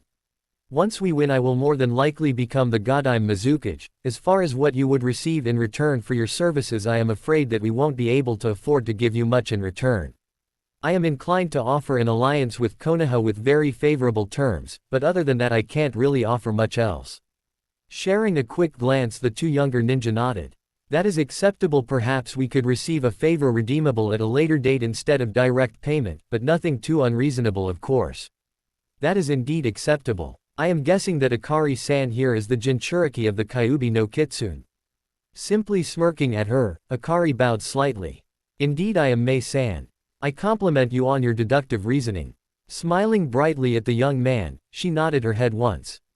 If that is all for your questions, I suggest we all get ready for tomorrow, as that is when our ship returns for us. We leave at daybreak. Before they got up to go, Akari flared his chakra twice and then there were two puffs of smoke that appeared in front of him. Glancing down at his two summons, he spoke quietly. Anything to report? Nothing, Akari-sama. There were a few flares of chakra, but they were much further out and were separate instances. Plus they were all in the direction of Konoha. Very well done, you two. Now I have one more task for you and it will last until we meet back up at daybreak tomorrow. Takibi, your job is to keep a watch for Mei-san and Ao-san. Shimo, the same applies for you with Itachi and me. Stay out of sight at all times, and if anyone tries anything suspicious, wake us and we'll figure out what kind of action is needed from there. Any questions? Getting two head shakes as his answer, he smiled and turned towards Mei and Ao. Just a small precaution enabling us to get a restful night's sleep. Takibi is a fire-oriented kitsune, just so you know if anything comes up. Thanking the young man, Mei and Ao got up and left for their own room. As soon as they had left, both of the summons left as well, leaving the two alone in their room. Lying back on his bed for a moment, Akari sighed. Turning his head to Itachi, he frowned. Do you think that we gave too much away at the moment? Itachi lay back on his own bed for a bit and thought about it. No, I don't feel like they are going to take advantage of us or anything like that. So I think that we did just fine with the level of information that we gained as well as gave away. Before we go to sleep tonight, we need to make sure we send a report to Kakashi. I will write it up if you will take care of summoning a fox to send it. Agreed. I am just a tad bit nervous though. I've fought bandits in New Kennen before, but in an actual battle or part of a civil war. I'm not scared so much as anxious, as I know that this will be on a far larger scale than anything I have ever been through before. Itachi turned to look at the young man that he regarded as part of his own family. I trust you to do what you feel is truly right. It isn't all that uncommon to feel that way, all it means is that you are human. What you need to worry about is when you feel nothing at all, for that is when you have truly lost all touch with humanity. Exhaling heavily, Akari turned to look at Itachi and smiled slightly. Thanks, Itachi, I appreciate that greatly. I suppose that we should get that report written up so Aniki can get it sent to the Hokage along with his own report. Closing his eyes for a moment, Akari thought back to the conversation he had had with his family the night before he had left. It had been extremely nerve-wracking as he wasn't too certain how well the topic would go over. It had involved what he and Miyuki-chan had discussed earlier that day. Flashback start. He had just gotten home and was putting the finishing touches on a few notes for a jutsu he was trying to finish, when he sighed and stretched out for a minute. Taking a gander at the clock, he saw that he had about an hour before anyone would start to show up, and he remembered what his Ka-san had asked of him. Wrapping up what he had been working on, he put the scroll into a seal that was tattooed on his wrist and sat on his bed. Relaxing, Akari quickly entered his mindscape and found Miyuki lying out in the sun in her kitsune form. Approaching her, he lay down with his head on her flank, just soaking in the closeness he felt. After a few minutes of this, he gently shook her awake and lay still while she woke up and shifted to her human form. In short order, he was lying there with his head in her lap, and she had her hands running through his hair. Smiling up at her, he gently cleared his throat. What was that you wanted to talk with me about earlier, Ka-san? Returning his smile, she sighed softly as she looked off into the distance. I know how alone you have been most of your life, and I know that you desire a large and loving family. What would you say if I told you that there is a way for you to ensure not only your bloodline, but to ensure that your wives would live as long as you will, and also enjoy the slower aging effects that you will? As he considered the option, his eyes became rather unfocused, and thus he didn't notice as Miyuki laid a motherly kiss on his forehead. He was lost in thought about it for a few minutes and finally shook his head and refocused his eyes on her. What exactly does this entail? I'm sure that whatever the actual process is, it won't be painless. Shaking her head sadly, she frowned a bit. No, unfortunately. It is a rather simple process, and it involves you channeling my chakra into your partner after biting them. It won't leave a mark, but it requires physical contact for at least 8 hours after you channel enough of my chakra into them so that I can work through the required changes to their blood and body. I won't be changing as much, so they will still be related to their parents and not to you, but I would need to do it soon, at least in the case of Setsuki. Growing concerned, Akari looked up at her with a slight frown. I only have 2 questions, Ka-san. First is, when you say physical contact, what exactly do you mean? Second, just why would you need to do this sooner for Setsuki than you would need to for someone else? Miyuki chuckled at his questions. Your first question is rather easy to answer. All you would need to do is sleep next to each other, preferably holding each other close. The second one is a touch more complicated, as the reason for needing to do it sooner is because on the off chance that Setsuki actually activates her Sharingan, it would take far more of my chakra than would be safe for her to have in her system, and it would more than likely kill her. So if you think about it, not only does she gain all the benefits from your bloodline, but she also goes from maybe gaining her Sharingan to definitely gaining the CG if we do this. He laid there stunned for a few minutes before snapping out of it. Looking up at her with gratitude, he sat up and tackled her in a hug, all the while mumbling his thanks to her for her kindness and care. She simply hugged him back, rocking him back and forth until it was nearly time to get ready to receive the guests for dinner that night. Flashback end. Akari smiled to himself as he remembered the reactions he had gotten from everyone who had participated in that particular conversation. He would admit to a certain level of nervousness since Setsuki was going to give him her answer once he got back from this mission. Hoping that she would say yes, he shook his head to clear it and sat up. You about done with that report, Itachi? Getting a nod from his older partner, he quickly ran through the process of summoning, and a one-tailed fox popped up.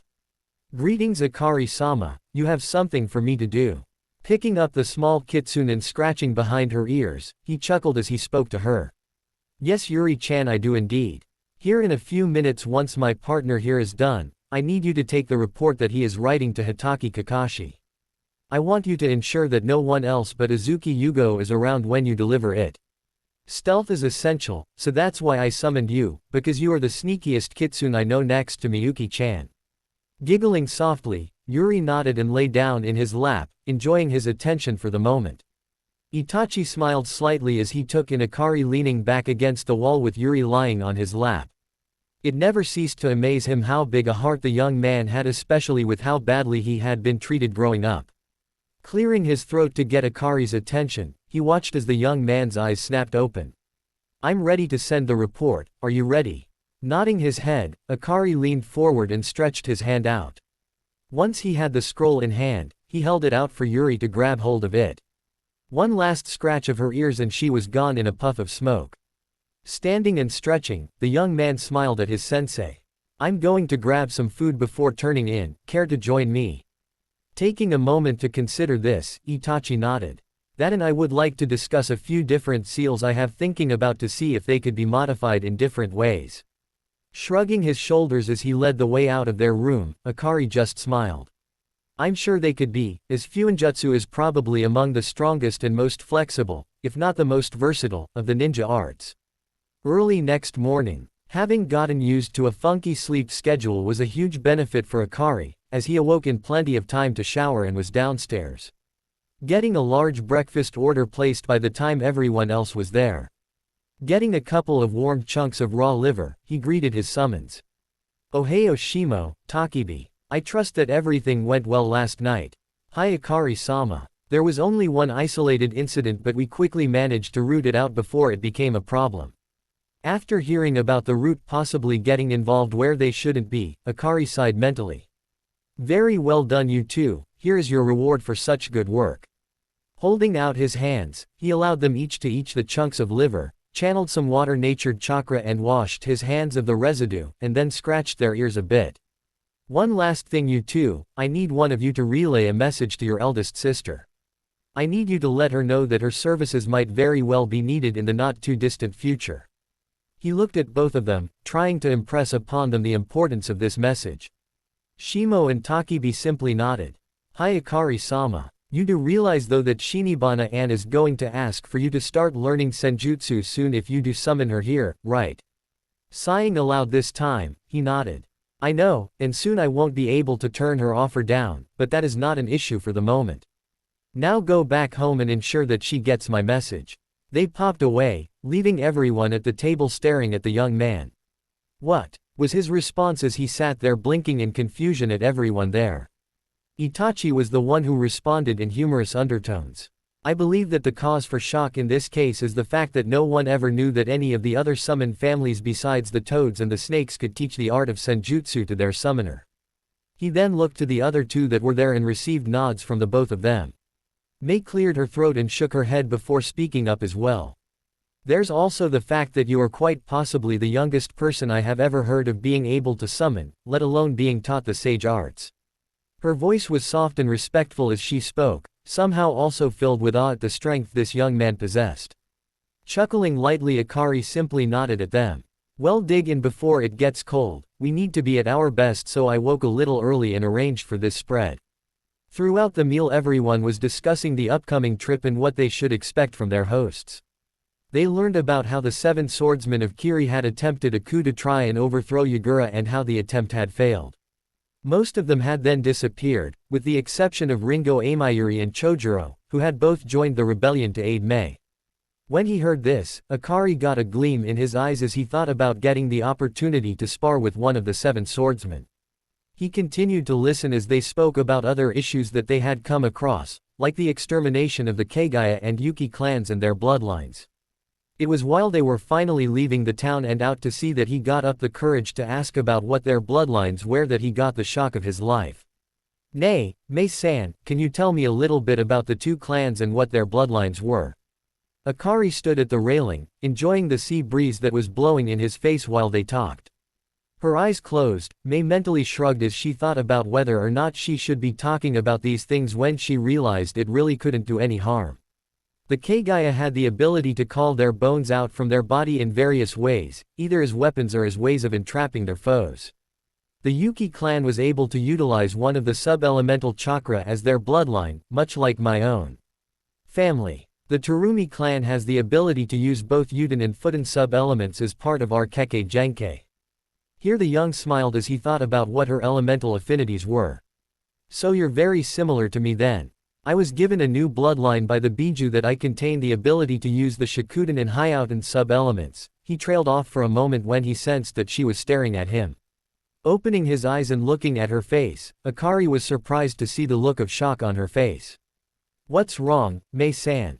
Shaking her head, she turned her head to look back out to sea. The sub-element of the Yuki clan was Hyouten. Realizing that he might have brought up some bad memories, he sighed. Gomen Mei-san, as I did not mean to remind you of anything bad. Waving his concerns off for the moment, she turned back to him. You couldn't have known Akari-san. I will say this though, you will find it much easier to use your Hyouten abilities while in Mizu no Kuni, seeing as it will be easier for you to draw out water from the surrounding area to use in your jutsu. Taking a moment to consider this new revelation, Mei was struck by an idea. Say Akari-san, what would you say to receiving copies of any jutsu that they had, if we can find any of their scrolls? Growing wide-eyed for a moment, Akari stopped to think about it for a bit. Will this be in lieu of my receiving a favor for later? The red-haired woman immediately shook her head. No, this will be a bonus of sorts, as there is no guarantee of there even being anything of theirs still around. Bowing ever so slightly, Akari drew her attention back towards him. Even if we find nothing to help me, I will be honored to help in any way I can. Stunned for a few seconds, Mei turned to look at the young man. Why would you put yourself out there for us, even foregoing any type of payment? Standing up straight, he headed for where their quarters were on the ship. That's quite simple, because it is the right thing to do. 3 months later, grunting as he finished his most recent spar, Akari smiled as he sheathed his swords and wiped his brow. Bowing to Amayuri as she reciprocated his actions, they took a seat and relaxed. That was intense, Amayuri-san. If you had to honestly rate my abilities in Kenjutsu, where would you say I'm at? Taking a moment to slug down some water, Amayuri thought about what the young man had said. 3 months ago, when she had first met him and the rest of his comrades from the Leaf, she had chuckled to herself, thinking that the child was just playing at being a ninja. Then a month into their stay, he had been one member of a 2-man team that had been sent out to assist them when she and 3 others had been ambushed on a medicine and food run. Flashback start. Cursing up a storm, Amayuri sliced through yet another kunai thrown at her. She had managed to hold off the attackers for a while now, enabling the rest of her team to get out and hopefully make it back to the base with the food and medicine. Running on fumes as far as her chakra was concerned, she was almost desperate enough to consider making this her last stand and taking out as many as she could before going down as well. That was when she saw 5 figures blur past her into the trees where she had seen at least 10 of her attackers lash out at her from, and then heard a young voice scream, "Adana Bakahatsu Hyoi Bunshin." Then there was a flash of blue light and the sound of multiple explosions as the figures turned a bluish-white color and shattered, sending fist-sized shards of ice into the surrounding woods. By the sounds she heard afterward, there must have been at least 5 of her enemies that were either dead or wounded. Right after that, she saw a 3-tail kitsune race past her and take up a protective stance in front of her, and then felt a presence at her side. Turning to look, she saw one of their few medic ninja and smiled a tiny bit. Getting a nod in return, she broke for cover, and took a breather. The kitsune tilted its head toward her and spoke in a low voice. "How many of your attackers are left? Be quick so I can assist my summoner." Taking a quick moment to count in her head, she rapidly did the math and replied. 5 to 7, all either Jonin or Anbu level. Let your summoner know that as soon as I have recovered a bit of my chakra we will be leaving. I just wish we could leave no survivors, because the people will be punished for assisting us. Nodding his head really quickly, she heard him growl and bark a number of times before hearing a faint response. Cocking her head to one side, she looked at the fox in front of her in a questioning manner. Chuckling as he felt her look at him, he spoke quickly before leaving in a hurry. I just told my brothers and sister to leave no survivors, so don't worry about that. Once you're ready, head out and we will cover your retreat. While she waited for the medic to finish healing her more severe wounds, she dug around in one of her pouches, and finding one last soldier pill, popped it into her mouth. Once she was healed enough to move, she quickly stood and nodded her thanks to the medic. Hearing a scream of pain, she turned her head to look in the direction she had heard it come from and then heard another shout. Shikuden, Shikunetsu no Ryu Hinotama. The next thing she saw was a white-hot fire dragon form from the flames coming out of the young boy's mouth, only to watch it spit out 3 fireballs the size of boulders. That, combined with the screams of the 3 dying enemies, convinced her it was time to leave and immediately ran after the medic ninja. 10 minutes later, as they were making their way back, she was stunned to watch as 5 kitsune took up position around them, and the one in the lead, a 5-tail, was carrying what appeared to be the young boy that had come to help from the Leaf. Flashback end. Chuckling to herself, she saw Akari's eyebrow rise at her mirth. Shaking her head, she sighed and looked at him. To be honest, I was just remembering the day my opinion of you changed, that day that you and your kitsune saved my ass a few months back. I would honestly say that if you were one of ours, I would be doing whatever it took to get you as my apprentice to become one of the Kiri no Shinobigatana Shichen and Shu. You are currently at or around low Anbu level with your blades, and have an almost uncanny ability to read what your opponent is going to do before they do it. Blushing lightly at the glowing praise and recommendation, Akari bowed his head to her. Arigato gozaimasu, Amayuri-san, your assessment is much appreciated, as is your honesty. Waving her hand at him as they both stood, she simply shrugged off his words. You asked for an honest opinion, and I am nothing if not blunt about the way I speak my mind. I call them like I see them, and if you ever change your mind about staying in Konoha, come see me after this civil war is won and I will ensure that you get a place here. Chuckling lightly at her comment, he shook his head. I highly doubt that my fiancé would agree with that, all things considered. Especially since her clan and family all live in Konoha. Shaking her head in amusement, she laughed aloud. Engaged at 10, huh? Was it a pre-arranged betrothal of some sort? Grinning up at her, Akari nodded slightly. Something like that. As I am the only member of my clan and bloodline remaining, the council has enacted the CRA for me, and to be honest, I am grateful that it was one of my friends that I was engaged to. That alone makes it easier for me, especially since I won't have to be pressured or forced into any arrangements with women or girls that I may not even like or want to be with. Grimacing slightly, Amayuri shook her head and shuddered. Better you than me, that's all I'll say about that particular subject. We'd best be heading out to see if there is anything going on. 6 months later, having proven to be a superior swordsman, Akari found himself teamed up with Amayuri and Chojuro quite often on missions. All too often, at least in the beginning, he had been caught in the middle of the two, seeing as how Amayuri was an outspoken and brash woman, and Chojuro was lacking in self-confidence and rather meek to boot. Now 6 months later, they were a fluid and efficient team. Having spent a lot of their off time together, he had somehow managed to calm Amayuri down and build up Chojuro's confidence in himself, and they had both imparted quite a bit of experience to the young man. They had provided the refining and polish that the young man had needed to truly shine. At the current point in time, they were all heading back from a successful infiltration mission, which had gotten them some very interesting information on the actual numbers of Yagura's forces. They were all joking and laughing when there was a near-silent gasp from Amayuri that drew both of the others' attention. They both stopped and turned to look at her and saw that she was staring at a copy of the Elemental Country's bingo book. Moving so that they could both look at what had her so shocked, they were shortly stunned as well. There, staring up at them from the unknown affiliation section, was Sojin Akari while wearing his fox mask, staring back at them. The Hokage's office. Sarutobi Hiruzen had been calmly reading his Ika Ika novel after having finished his paperwork when an Anbu popped into his office. Bowing to the Hokage, he failed to notice what was in his hands, thus allowing the Hokage to salvage his dignity. Report. Handing him an open bingo book, he pointed to the page it was open to. Hiruzen frowned as he realized just who they were talking about. Alias, Kai no Akuma Kitsune. Name, unknown. Age, 12 to 13. Village, unknown. Date of birth, unknown. Blood type, unknown. Height, 5 ft. Weight, approximately 100 lbs. Bloodline, Hyouten Shikuden. Threat rank, B. Abilities, Taijutsu, unknown. Genjutsu, Chunin Jonin. Ninjutsu, Jonin. Kenjutsu, Jonin Anbu.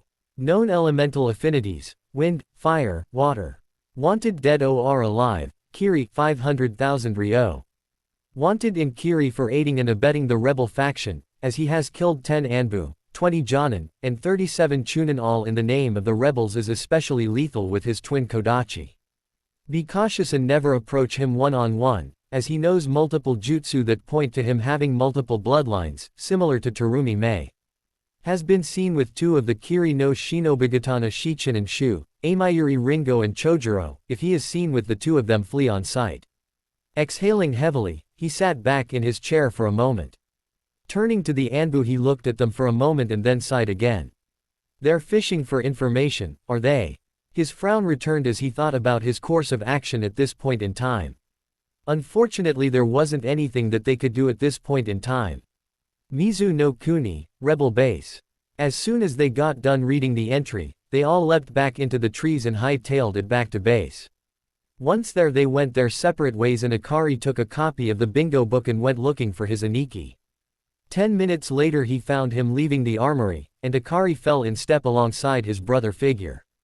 After a couple minutes of silence, Kakashi figured out that something was bothering the young man, and calmly placed a hand on his shoulder. What's wrong, Ototo? Is there something bothering you? Nodding, he handed his Aniki the bingo book. Not comprehending what was going through his mind at the moment, Kakashi idly flipped through it to the Konoha section and didn't see anything amiss. Turned to the unknown affiliation section, B-rank threats. Shrugging as he still hadn't quite connected the dots, he turned to the aforementioned section, and stopped suddenly as he saw the first person listed. Stunned, He read through the listing and smiled to himself as he got to the end. Moving along towards the living area that they had set up for themselves, he studied Akari to see what his true thoughts were on the matter. "So how do you feel about this?" All he got in response was a head shake and a half-hearted shrug. "Don't honestly know what to think or feel about it, to be honest.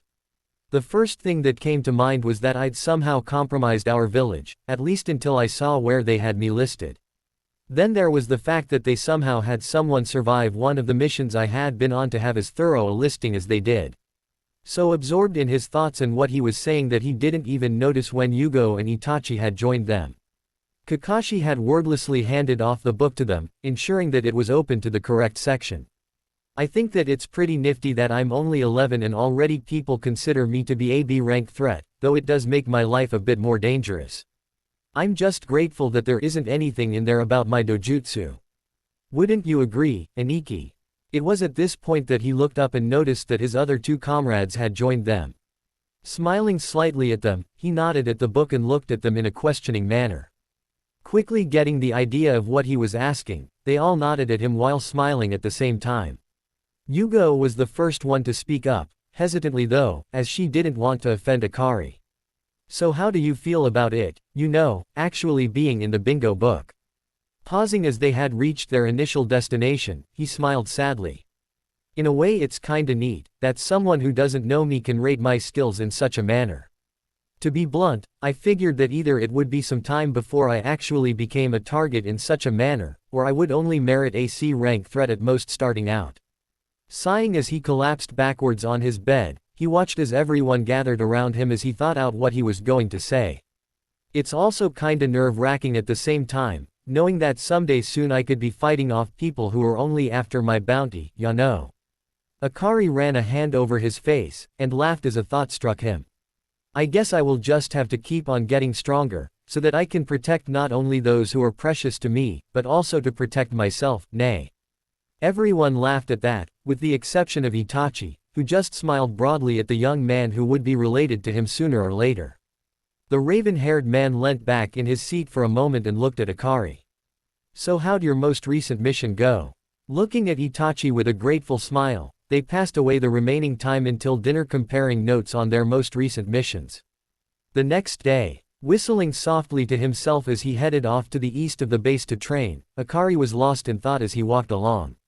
He had prepared for this by summoning a couple of two-tailed kitsune to watch over him to ensure that he wasn't snuck up on or attacked.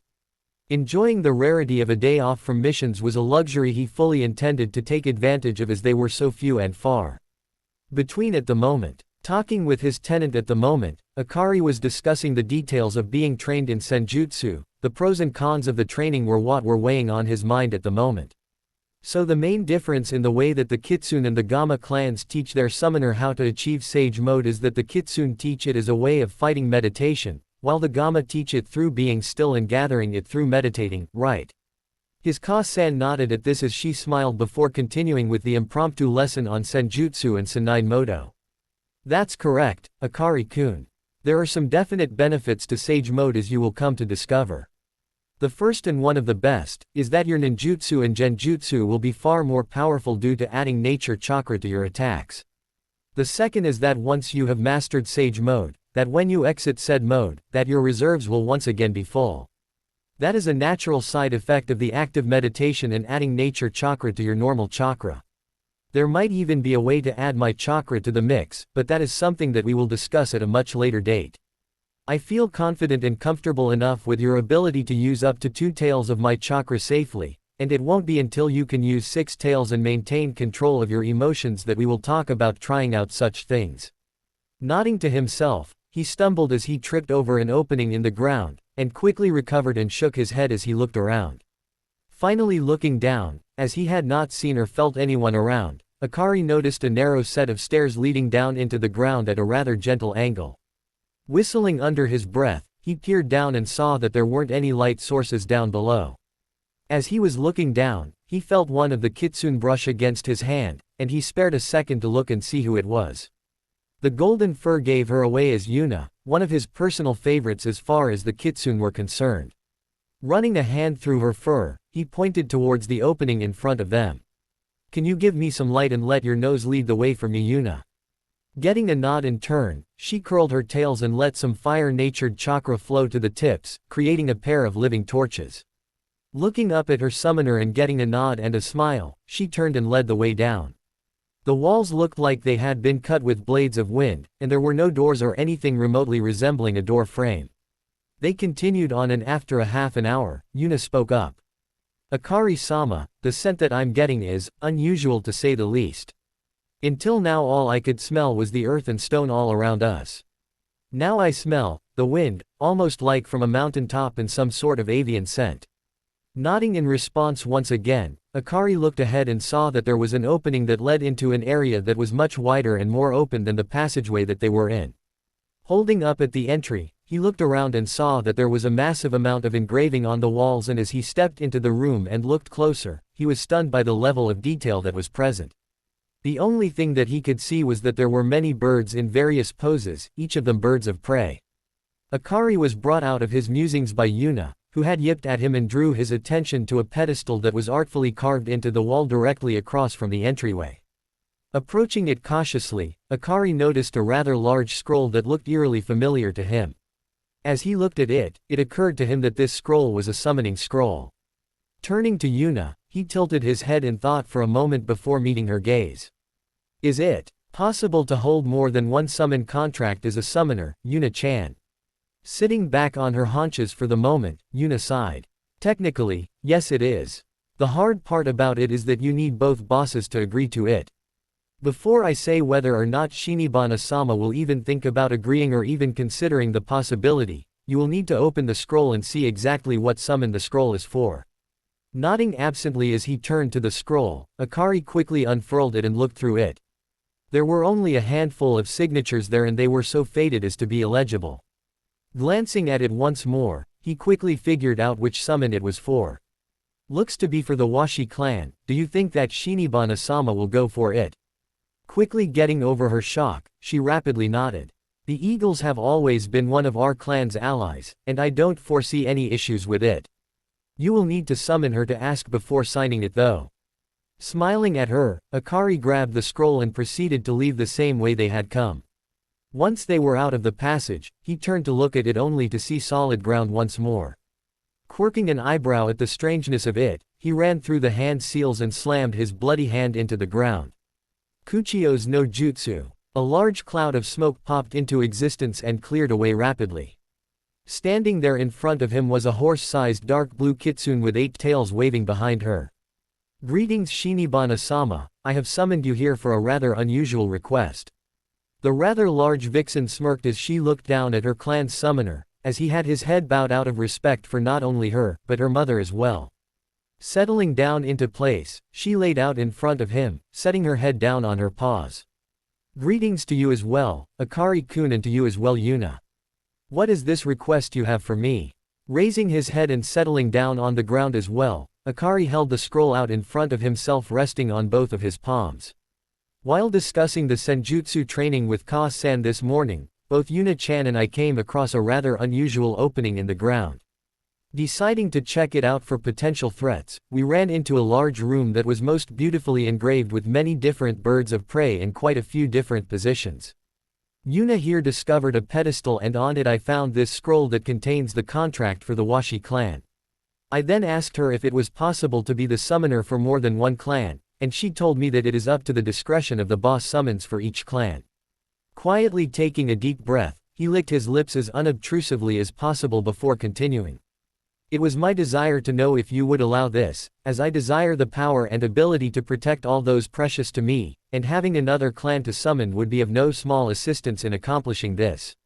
Tilting her head slightly after getting past the amazement that he had actually found one of their long-lost allies' summoning contracts, she held the young man's gaze. Looking into his eyes, she could see the courage that it had taken for him to ask this of her, as well as the desire to grow stronger. As she contemplated his request, the vixen tested his patience and resolve by holding her tongue as she considered his request. Staring at the young ninja, she considered what she knew of him. He was young, honorable to a fault, definitely very strong in spite of his youth, and he never lorded it over others despite his rough beginnings. Smiling to herself, she knew that this would prove beneficial to both their clans, and she nodded. Akari-kun, I will allow this, as in the time that you have been our summoner you have proven both your honor and loyalty to us. I know that you would not favor one of us over the other.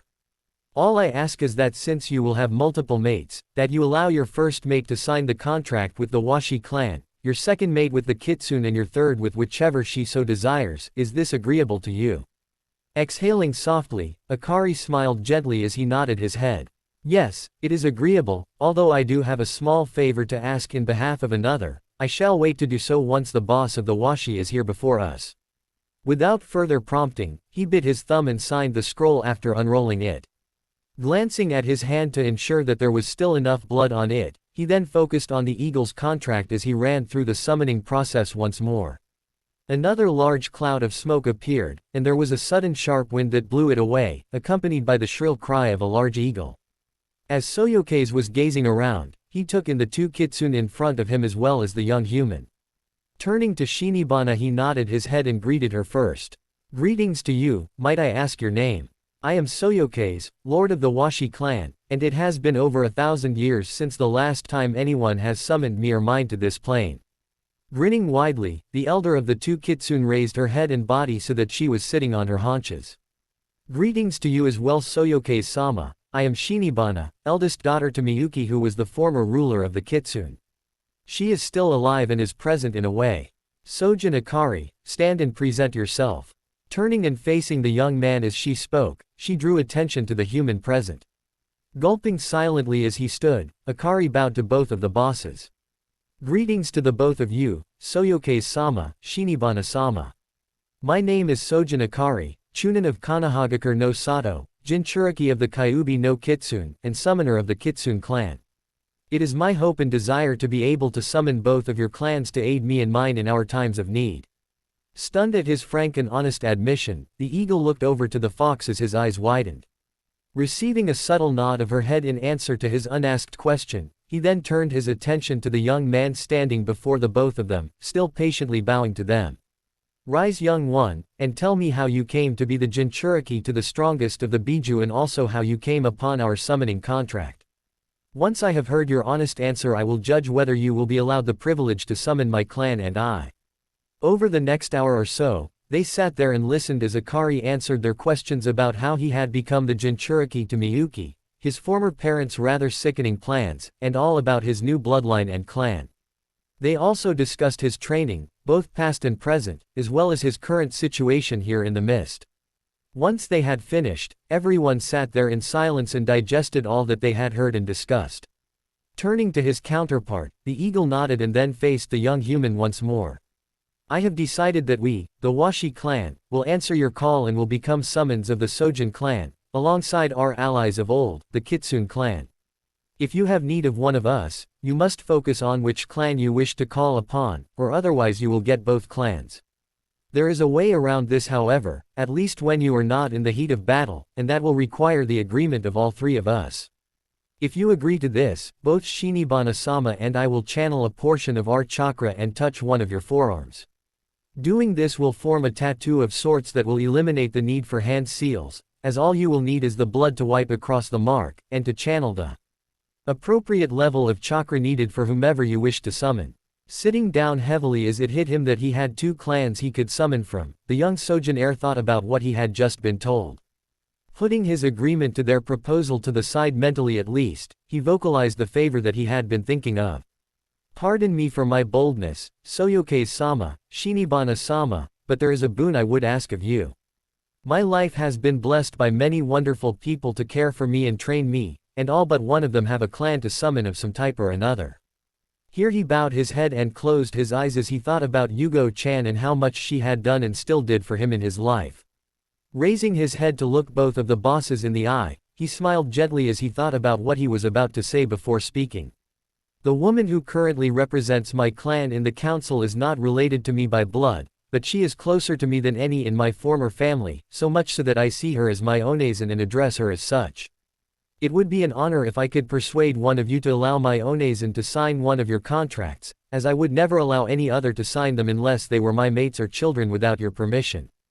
Absolute silence was his response, and all he could focus on at that particular moment in time was keeping his breathing calm and slow.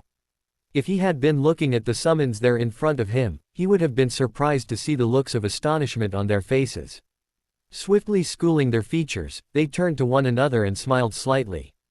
After a few more minutes of waiting just to mess with him, they nodded and Soyoke spoke up.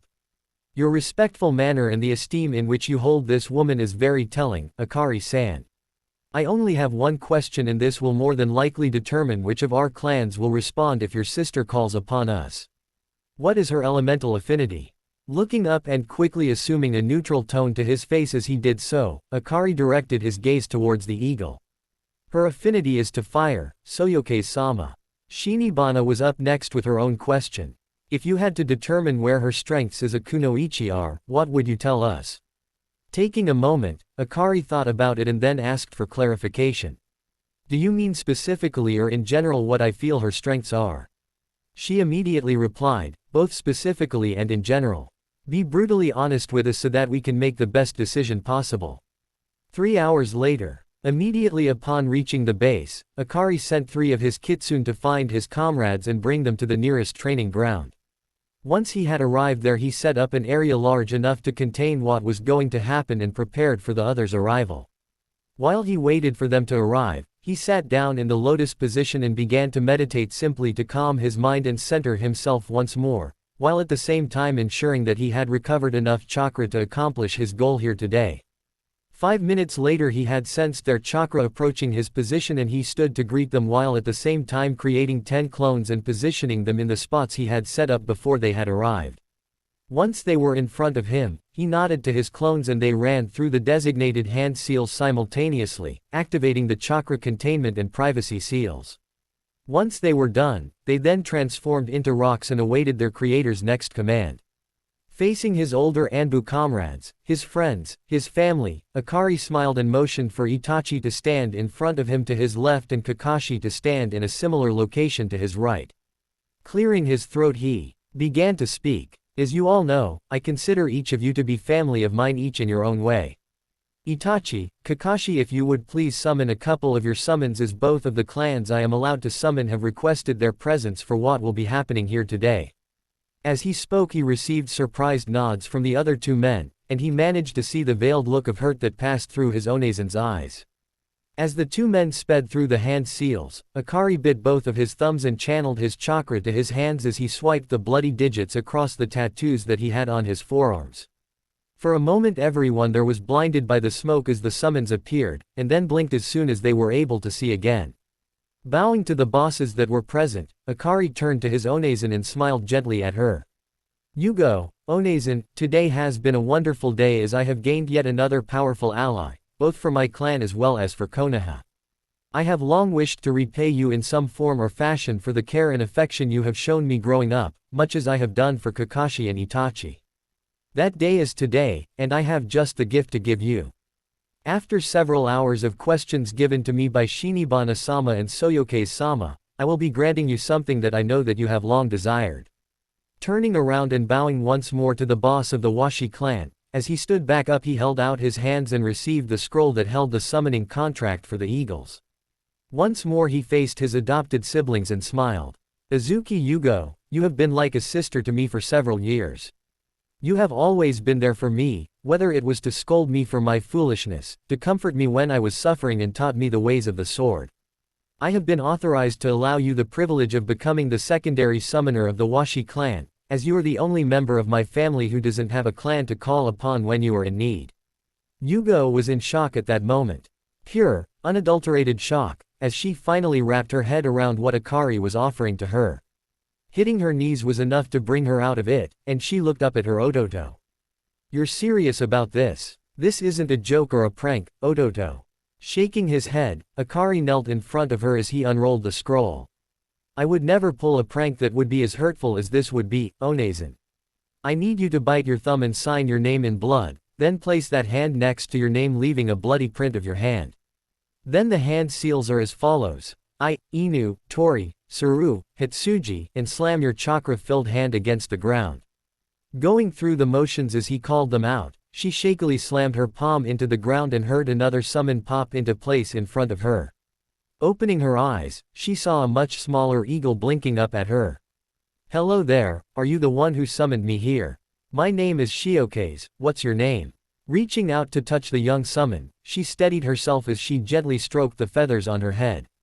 Coming to her senses, she smiled gently at the young bird as she cleared her throat. "My name is Azuki Yugo, young Shiokaze, and yes, I am one of your clan's newest summoners. It is an honor to meet you and I hope to work with you in the future." Turning to Akari, she smiled even wider even as her eyes began to tear up. Bowing her head in gratitude, she then looked to Soyokaze and Shinibana and bowed once more. "My deepest gratitude and thanks belong to both of you, Soyokaze-sama, Shinibana-sama. I promise you that I will always remember this day for as long as I live." Standing up, she held out her arm and motioned for her summon to join her. As the group watched Shiokaze flap her wings and take to the air so that she could take a perch with her summoner, Akari chuckled as he took in her excitement and awe. Clearing his throat, the Washi clan leader spoke up at this point in time. "Azuki-san, aside from our visual acuity which will assist you in reconnaissance and our ability to deliver messages, I believe that our greatest ability will lie in collaborative jutsu, since our primary affinity is to the wind, which can enhance your fire techniques. Once you are at home again, I expect the both of you to call upon us so that we can work together to find the best ways of approaching this. Until we are needed again, we will take our leave." Here he paused for a moment, giving a nod of his head to Kakashi's Ninken and Itachi's crows, who all bowed to him, and a slight bow to Shinibana who returned it. Taking one more look at his summoners, he spoke one last time.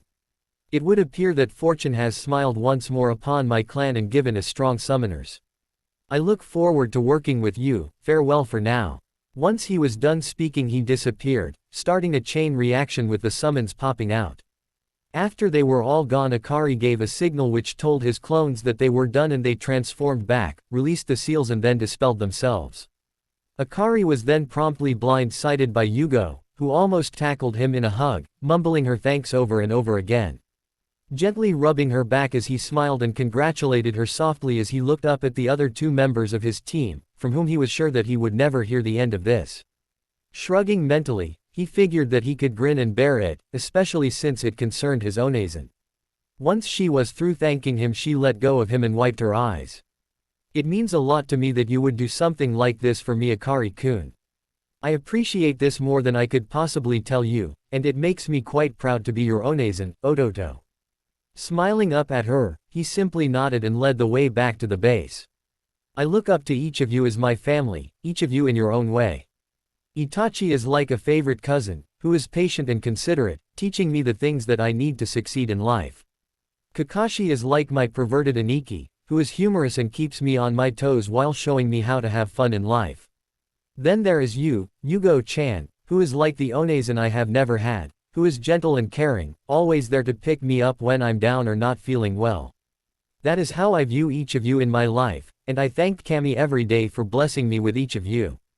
Everyone was chuckling as they entered the base, and it was quite relaxing to know that their already close bonds had become even closer and more tightly knit. They spent the rest of that day in fairly close quarters, just enjoying the break from the war and preparing for the next few months as they would need to be on top of their game to make it through to go back home once more. 3 months later, Konoha. Stretching as he finished dispelling the last of his clones doing paperwork, Hiruzen frowned as he went through the memories and walked over to a particular stack of and rifled through it.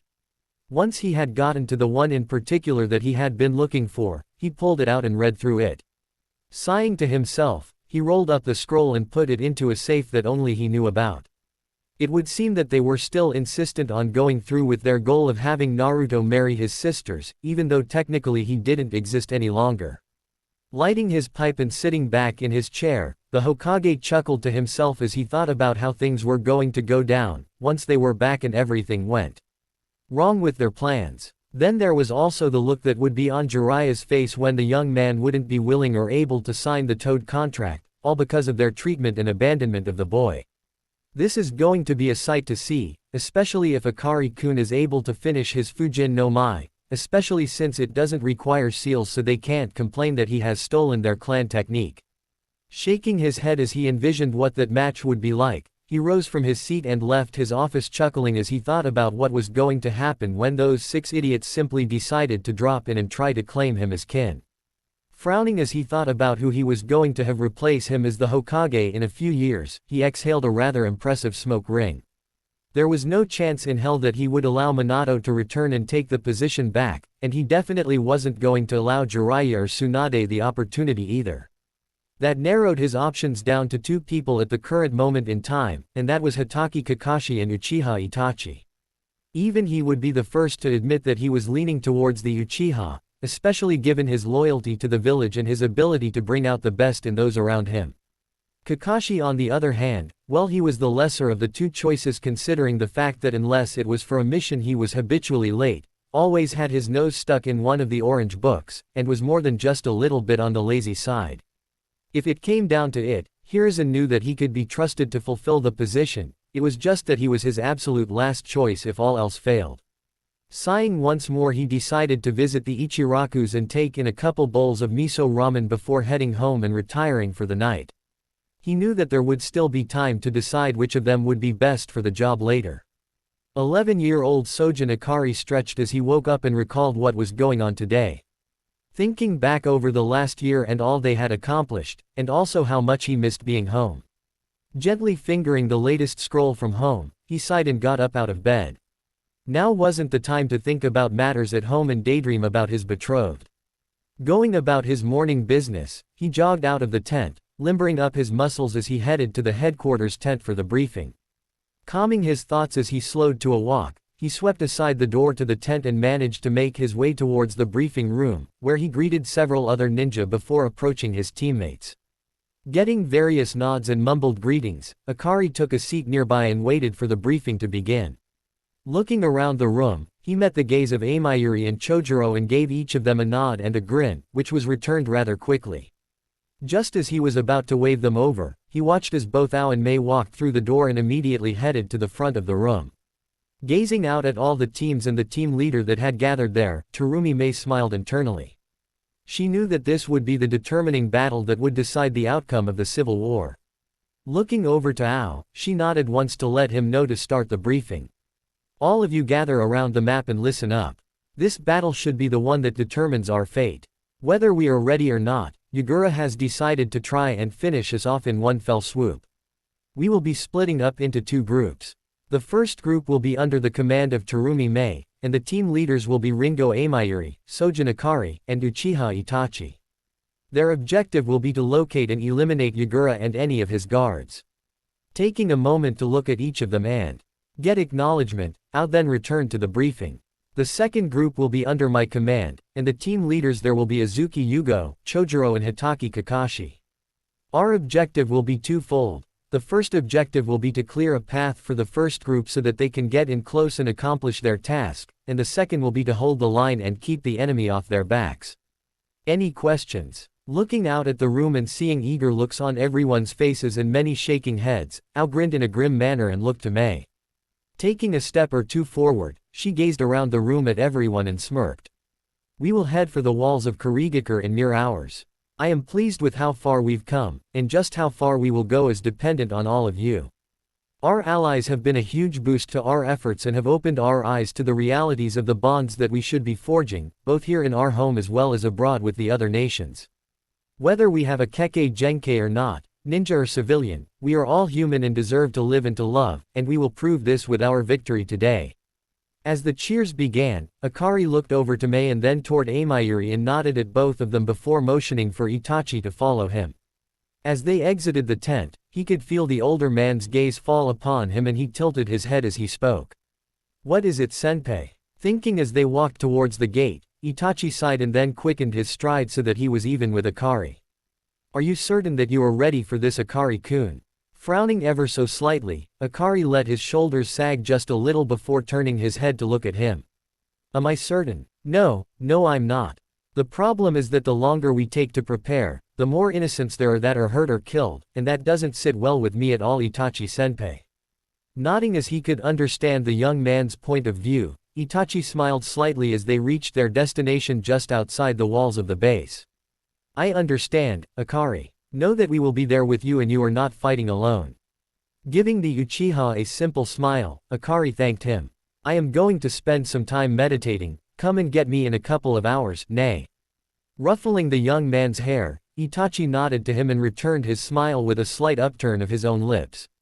Turning away he walked back to camp and went in search of the others. Several hours later, there were 10 of them gathered and waiting for the signal to move in and remove Yagura from the picture. Itachi had summoned a couple of crows who were currently flying overhead, while Akari had summoned a couple of four-tailed kitsune who were close by keeping a watch for any enemies that would try to sneak up on them. Akari and Amayuri were both sitting down back to back, meditating, while everyone else was sitting around waiting for the other team to clear the way. Kakashi had teamed up with Ao, and they were currently clearing out the guards at the gate.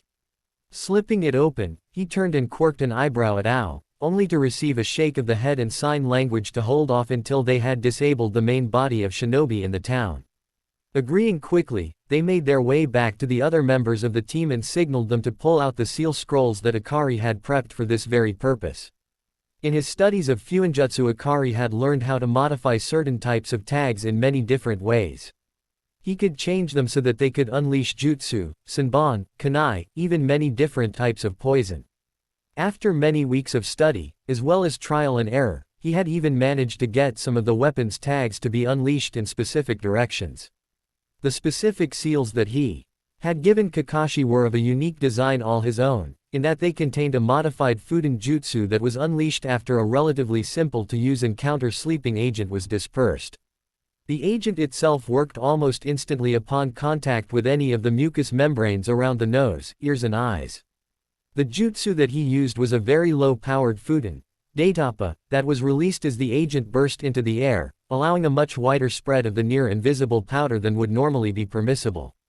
Breaking up into 4 smaller squads, Kakashi quickly whispered directions to the other 3 people that he handed out seals to, refreshing their memories on placement, timing, and avoidance of the agent.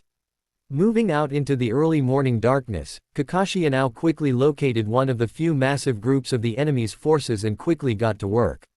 10 minutes later, everyone in their task force regrouped and readied themselves.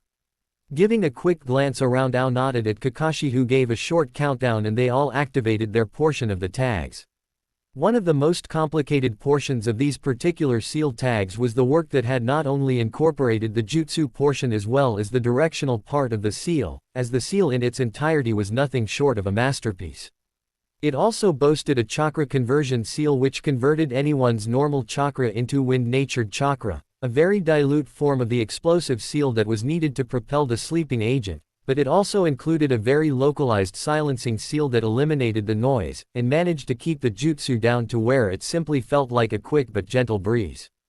Waiting about 5 minutes, Ao nodded to Chojuro to give the others the signal as it was now time to strike. Chojuro's smile was enough to give even Kakashi the shivers, seeing the sharp-toothed man grin from ear to ear like he just had. Focusing on his chakra network, he quickly flared it once, twice, paused for 3 seconds and then flared it a 3rd time. Outside the city gates, upon receiving the signal, Akari stood and assisted Amayuri in standing, while nodding to everyone else that was there. "It's time, Mei-san, please lead the way."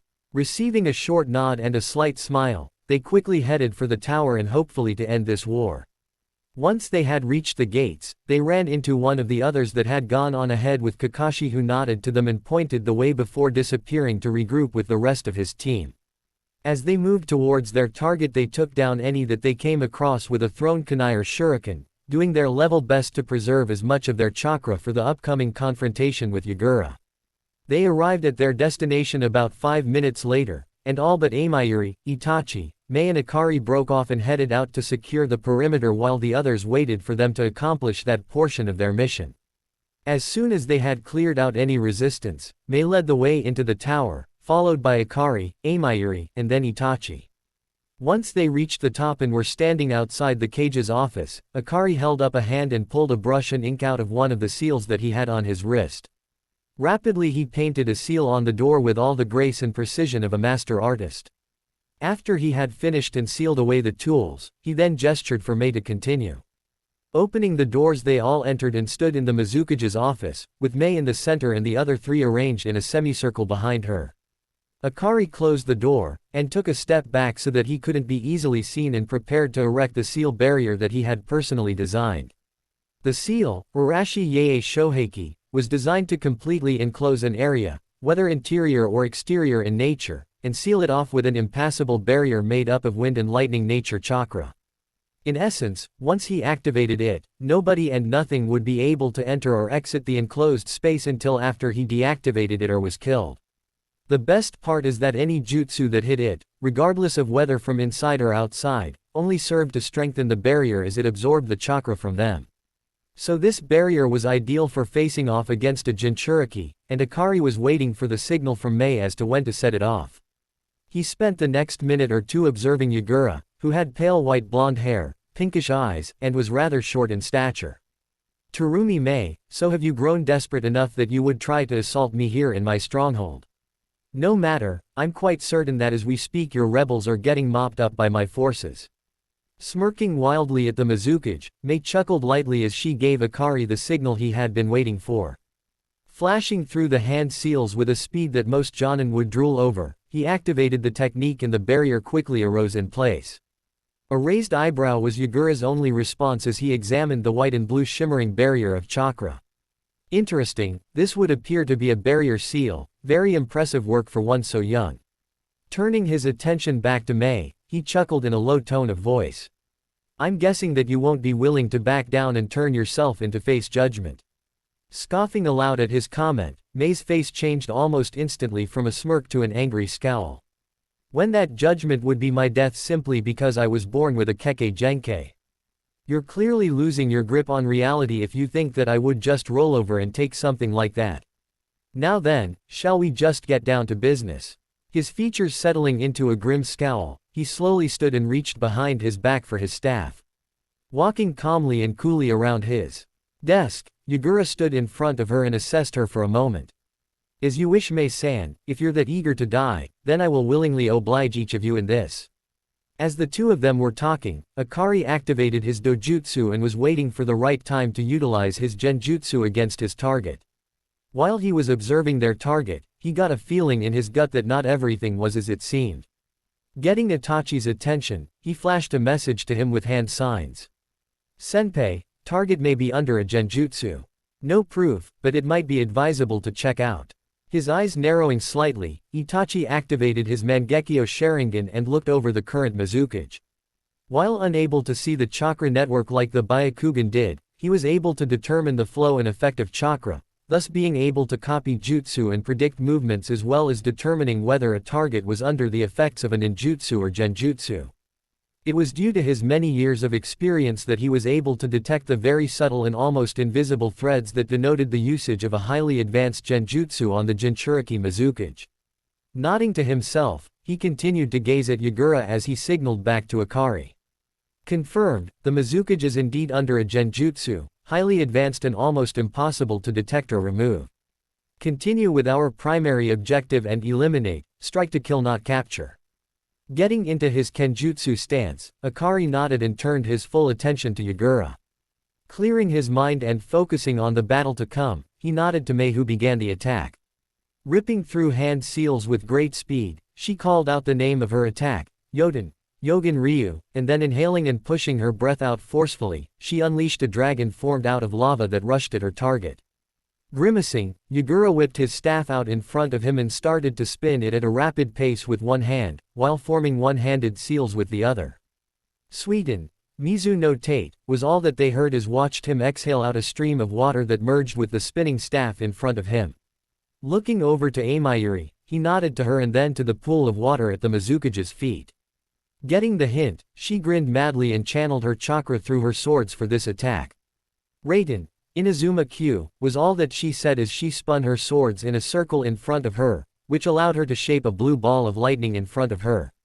Moments later she tapped the ball upwards with her offhand, and then slammed it forward with a slap from the flat of her blade in her main hand. All he could do at the moment was watch as the battle evolved and adapt to its ebb and flow. He watched as the water shield caused the dragon to hiss and then disappear, and then saw the ball of lightning strike the pool of water, shocking the Mizukage into dropping his jutsu. It was at this point that he decided that now was the best time to jump in and try to take advantage of him while his guard was down and he was distracted. Wielding a single sword in his hands, he leapt forward and swung his blade diagonally from above his head on the right to strike at Yagura. At the last possible second, the Sanbi Jinchuriki managed to deflect his blade with his staff and locked it in place, where they struggled to push the other off balance. Shifting his stance ever so slightly, Akari was in a better position to hold his blade in one hand, letting go with his offhand, and started to run through one-handed seals. Finishing on a modified Tora, he brought his hand up to his mouth as he called out his first jutsu. Shikuden, Yari Shokyaku. Narrowing his eyes at the younger man who apparently had a bloodline similar to Terumi Mei, the elder of the two. Jinchuriki disengaged their weapons just in time to dodge the worst of the damage that would have been done from the fiery spear that blossomed forth from the young man's mouth, but not quickly enough to escape completely undamaged. As he stepped back and resumed a ready position, he quickly glanced down at his left shoulder to see a shallow but long cut that went through his outer robes. Looking back up at the Kyuubi Jinchuriki, he glared as he spoke in a low tone. You are the first person in many years to have done such damage to me, and for that you will die in a most painful and slow manner. Konoha. Setsuki shivered as she awoke from her restless slumber, and curled up around the stuffed fox plushie that her betrothed had given her before he left. Inhaling the faint scent that it had of him, she smiled as she thought about the last letter that he had sent her telling her that he would be home before she knew it and not to worry about him since he was in good company. Shaking her head as she knew that that would be the absolute last thing she would ever rid herself of, was her worry for him. She knew that once she became a kunoichi that he would worry about her just as much, and that once she had received her new bloodline that he would be taking over a huge portion of her training to ensure that she was able to defend herself. Stretching as she awoke, she got out of bed and threw on her robe before heading downstairs to the dining room. There was nothing she loved more than the freedom she had on the weekends to stay in her future home, and the young Uchiha knew that the housekeeper that they had hired enjoyed working for the both of them. With a smile on her face, she greeted Mika warmly. "Ohayo Mika Oba-san, how are you this morning?" Without turning around, the older woman smiled and waved as she finished cooking for the two of them. "Ohayo, Suki-chan, I am doing quite well this morning. Did you sleep well last night? You've been rather restless the last few times you've been here." Turning around and serving up the pancakes that she had been making, along with setting some tamagoyaki on the table, she smiled at the young lady and shooed her to sit at the table. Blushing as she sat down, she nodded and then cleared her throat. "Hi Oba-san, I did sleep fairly well last night, but," she frowned as she got quiet for a moment and looked down at her hands. Picking up on the silence from her young charge, Mika sat next to her and grabbed the young girl's hands in her own. "I'm guessing it has to do with your young man and your worries for him, am I right?" Getting a nod in response, Setsuki looked up at her and squeezed their housekeeper's hands. "The feeling I got this morning as I woke was that he was in grave danger, and I can't help but wonder if he will be alright." Gently returning her squeeze, Mika sighed as she let go with one of her hands and rubbed her charge's shoulders and upper back. "It's times like these where all we can do is pray for our loved ones and keep our chin up, making sure to do our best to keep faith in them that they will return to us alive and whole. Trust me when I tell you that it was the same for me with both my father as well as my husband, and it will be the same for your young man once you are out there accomplishing missions." Smiling gently at her, she then patted her hand and motioned towards the food. "Now let's not let the food I have prepared go to waste, shall we? Hope you guys enjoy first part of this story. Do like, share and subscribe.